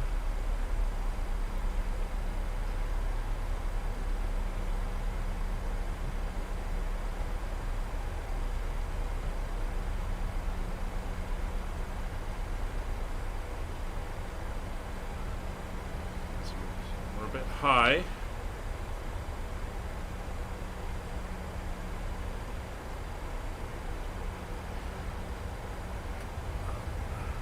Speed brake out. See if we can get back on profile.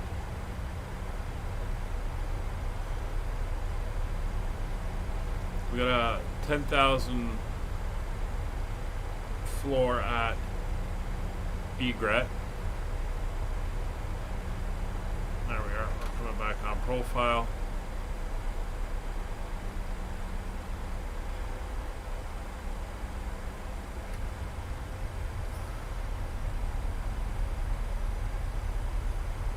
Jet 19 Tango, fly heading 350, vectors plan.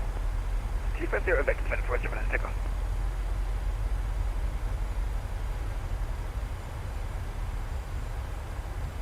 So we're probably going to get vectors of some sort as well, so we're just going to zero our heading.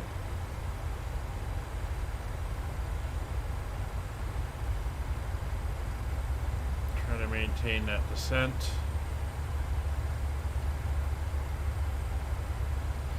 And we're going to start slowing. We have to be at 250 knots at egret.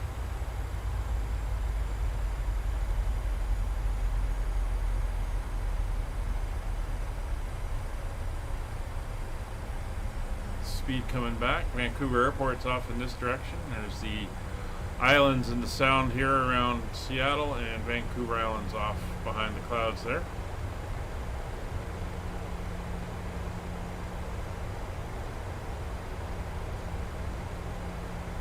Speed coming down.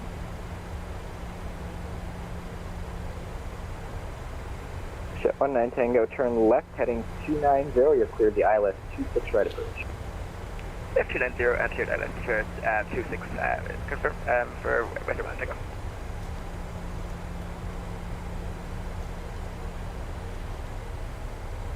It's 13,000 feet,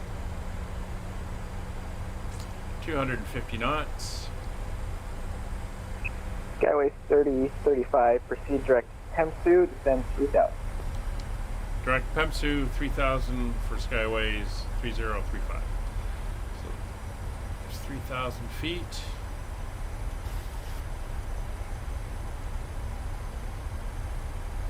We're going Pemsu.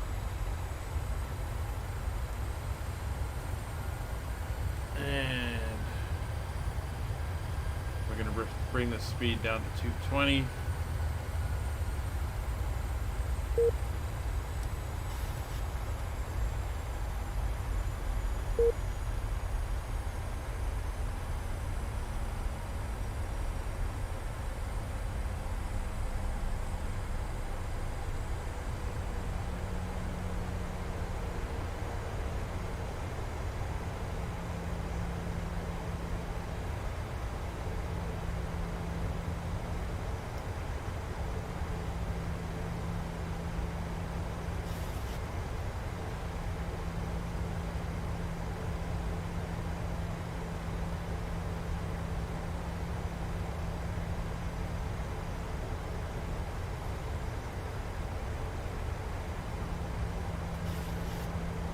do a hard 3000 at Pemsu.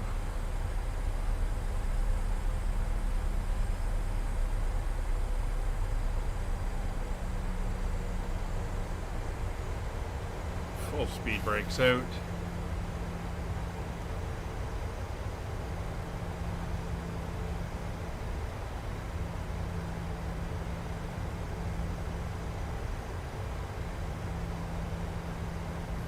Should be able to make it.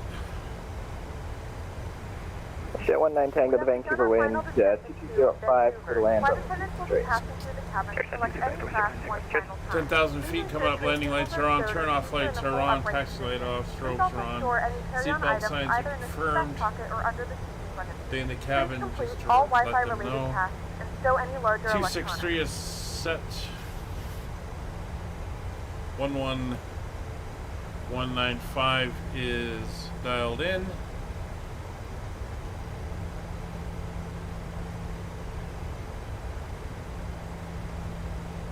Everything is looking good. So we're on our way to Pemsu at 3,000 feet. I'll just adjust the speed brake slightly to help us there.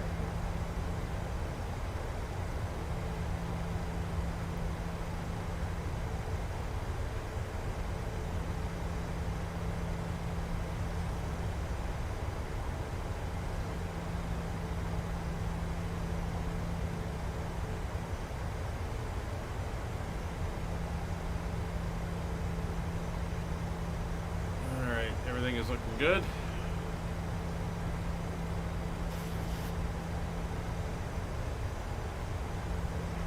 And Vancouver Center, Alaska 7226 back with you and requesting a climb to flight level 380. Alaska 7226, welcome back, climb flight level 380.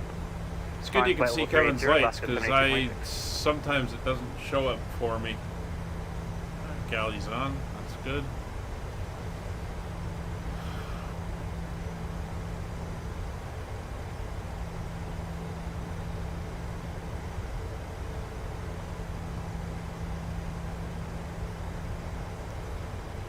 This has us making that turn, and then we should be vectors to final at that point. There's the borders up ahead. The airport is up over there. Up there.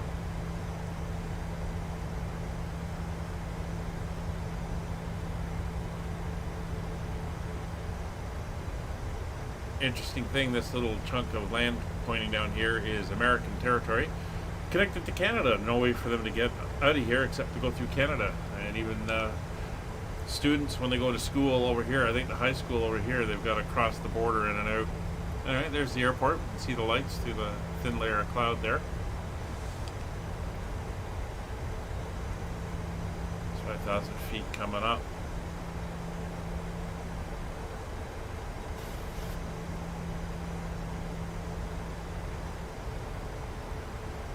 Everything is looking good, so we're going to arm the speed brakes. Lights are on. Cabin is notified.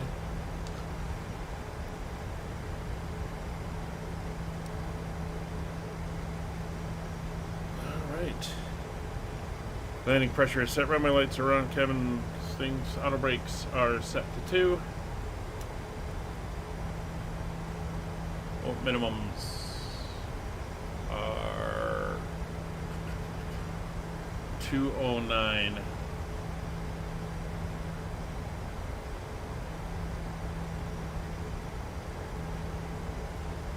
Minimums are set.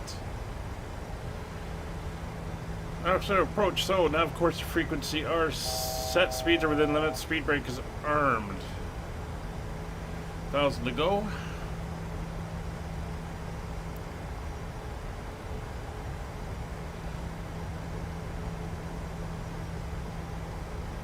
Vancouver Center, market 1717, we're asking taxi, runway 26 right.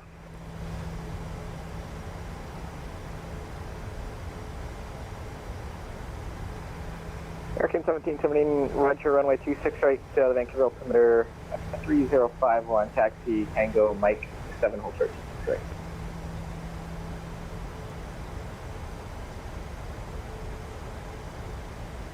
Taxi runway 26 right via Tango Mike 7, hold short runway 26 right for American 1717.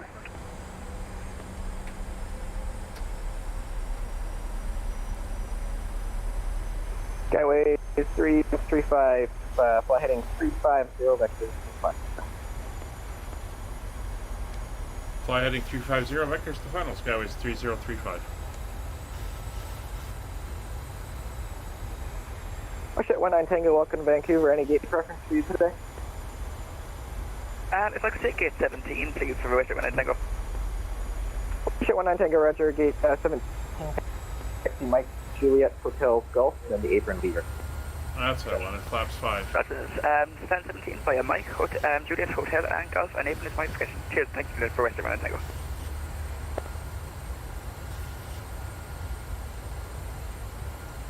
Alright.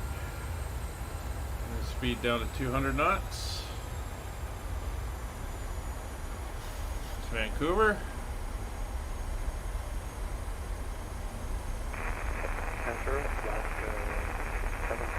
Radio check, please. 210 knots, flaps 10.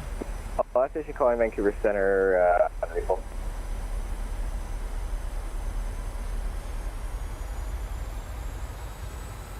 Should give me a turn here.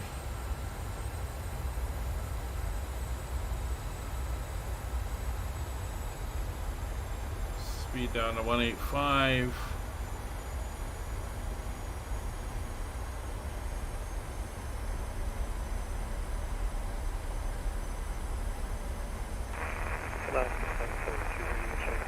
Flaps 15.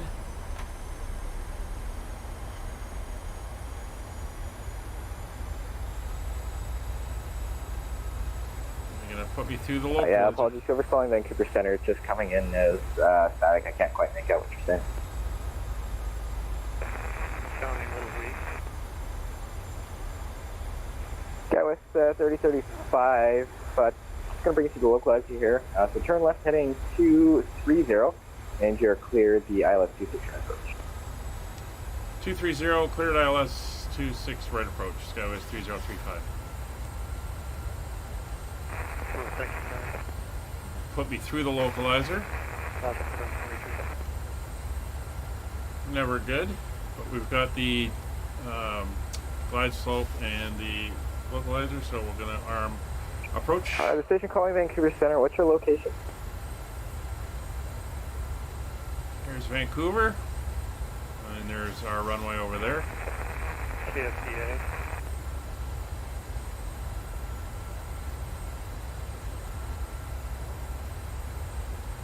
Okay, I didn't quite catch that. Is there any other stations there who could make out what the previous aircraft was saying? No, he's broken for me as well, 3035.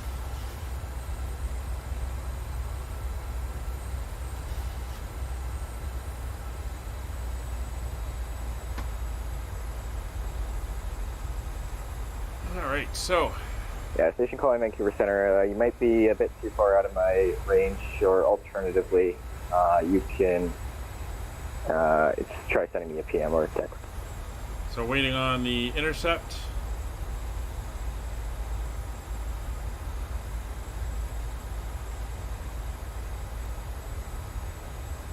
Glide slope slowly coming in. There's the localizer. Localizer capture.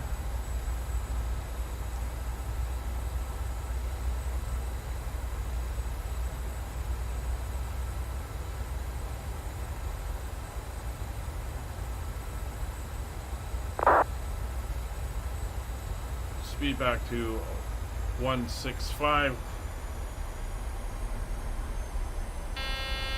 Glide slope, Vancouver Center, American 1717, holding short runway 26 right. Gear down. Flaps. American 1717, Roger. Are you able to immediate departure? 25. Gear down 3 green. Affirm for American 1717. The American 1717, call me airborne, the Vancouver wind 2205. Clear takeoff to 6 right. Clear for takeoff, runway 26 right for American 1717.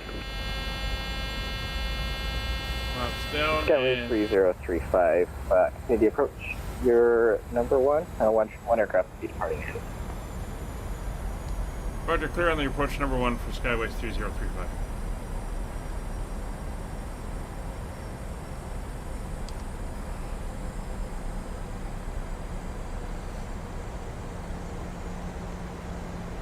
And flaps full. 40-degree flap. Gear down and green. Lights are on, cabin notified. No cautions. 6 miles.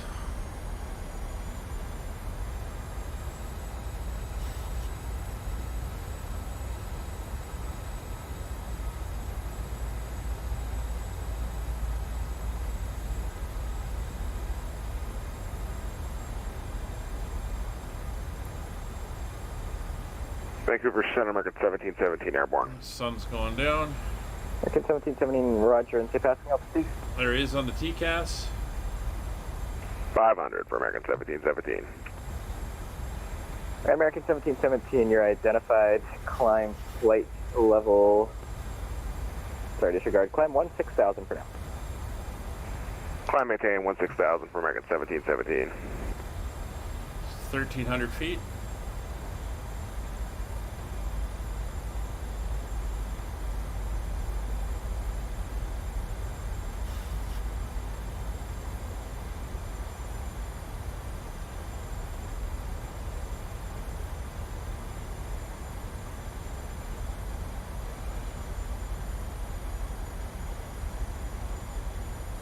$1,000 to go.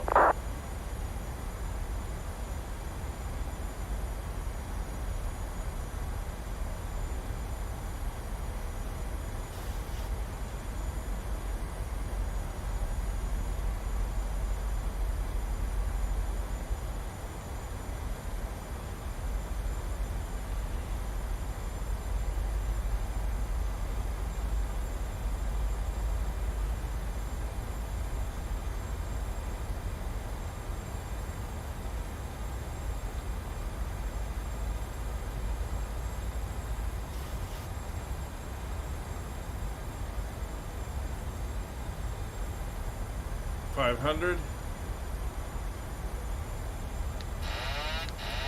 Autopilot off.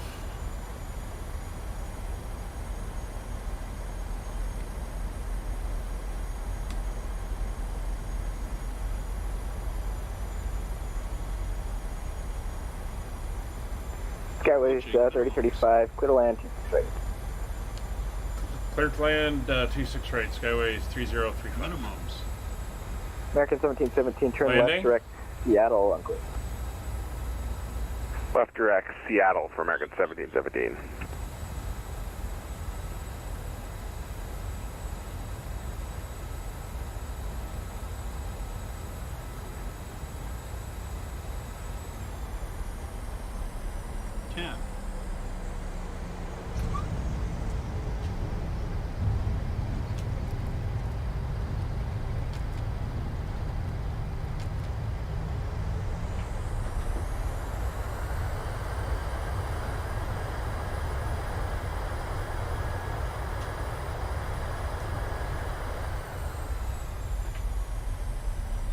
Welcome to Vancouver. Skyways 3035, welcome to Vancouver. Exit left, Mike 4 if you're able, and any gate preference for you.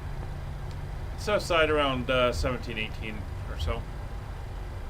Okay, Skyways 3035, you can taxi gate 18 is open. You can taxi gate 18 via Mike Juliet Hotel. And it's currently about 7 Mike degrees Juliet Hotel Golf for Skyways Now use your mobile 3035. Please remain seated until the aircraft has come to a complete stop and the seatbelt sign is turned off. Remember to use caution when opening the overhead bin. So let's get the flaps up. We thank you for flying with us. Speed brake is disarmed. I'm going to make a turn here. Auto brakes off. Turn on Mike here.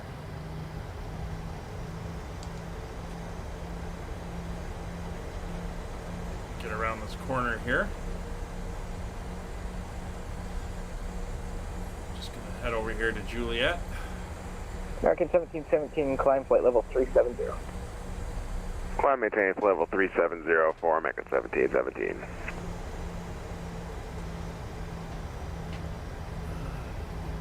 These lights off. These lights off. That light on. We're going to turn on the APU. That come off.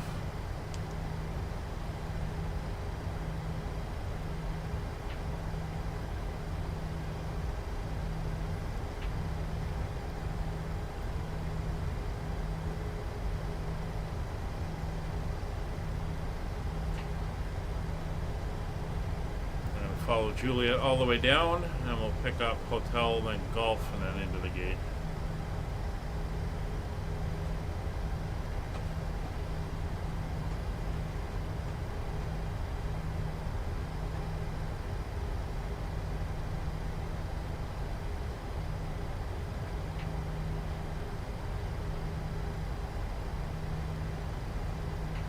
Alright, good fight.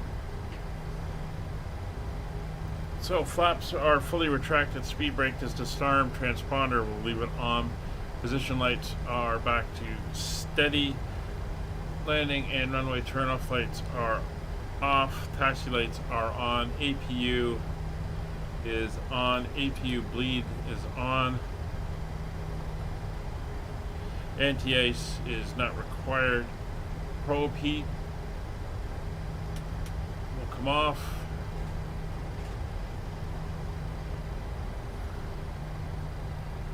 Engine start switches are off. And auto brake is off.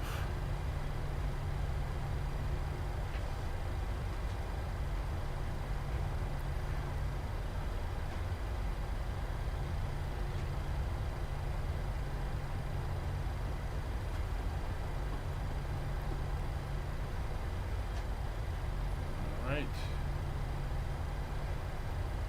We'll go a quick left and right, and that will take us down to hotel, and then it's the next left. Golf, and then into the apron.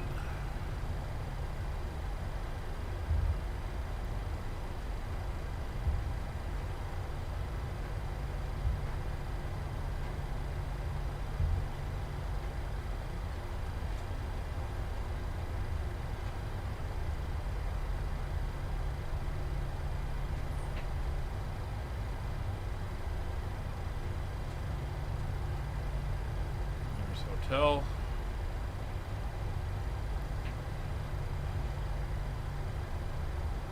Oh, I see a tail.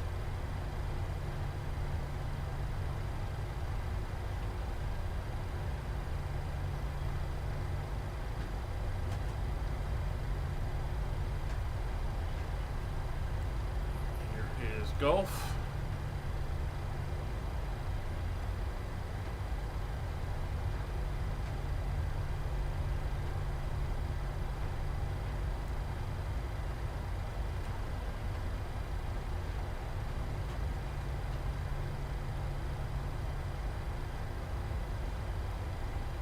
Onto the apron.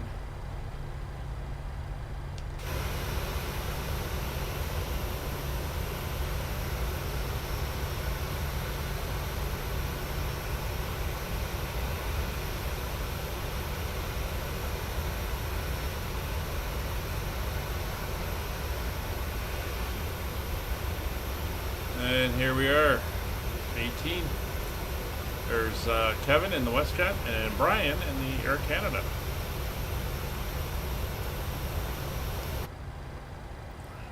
Tail around, we'll get that light off. Get her on the line.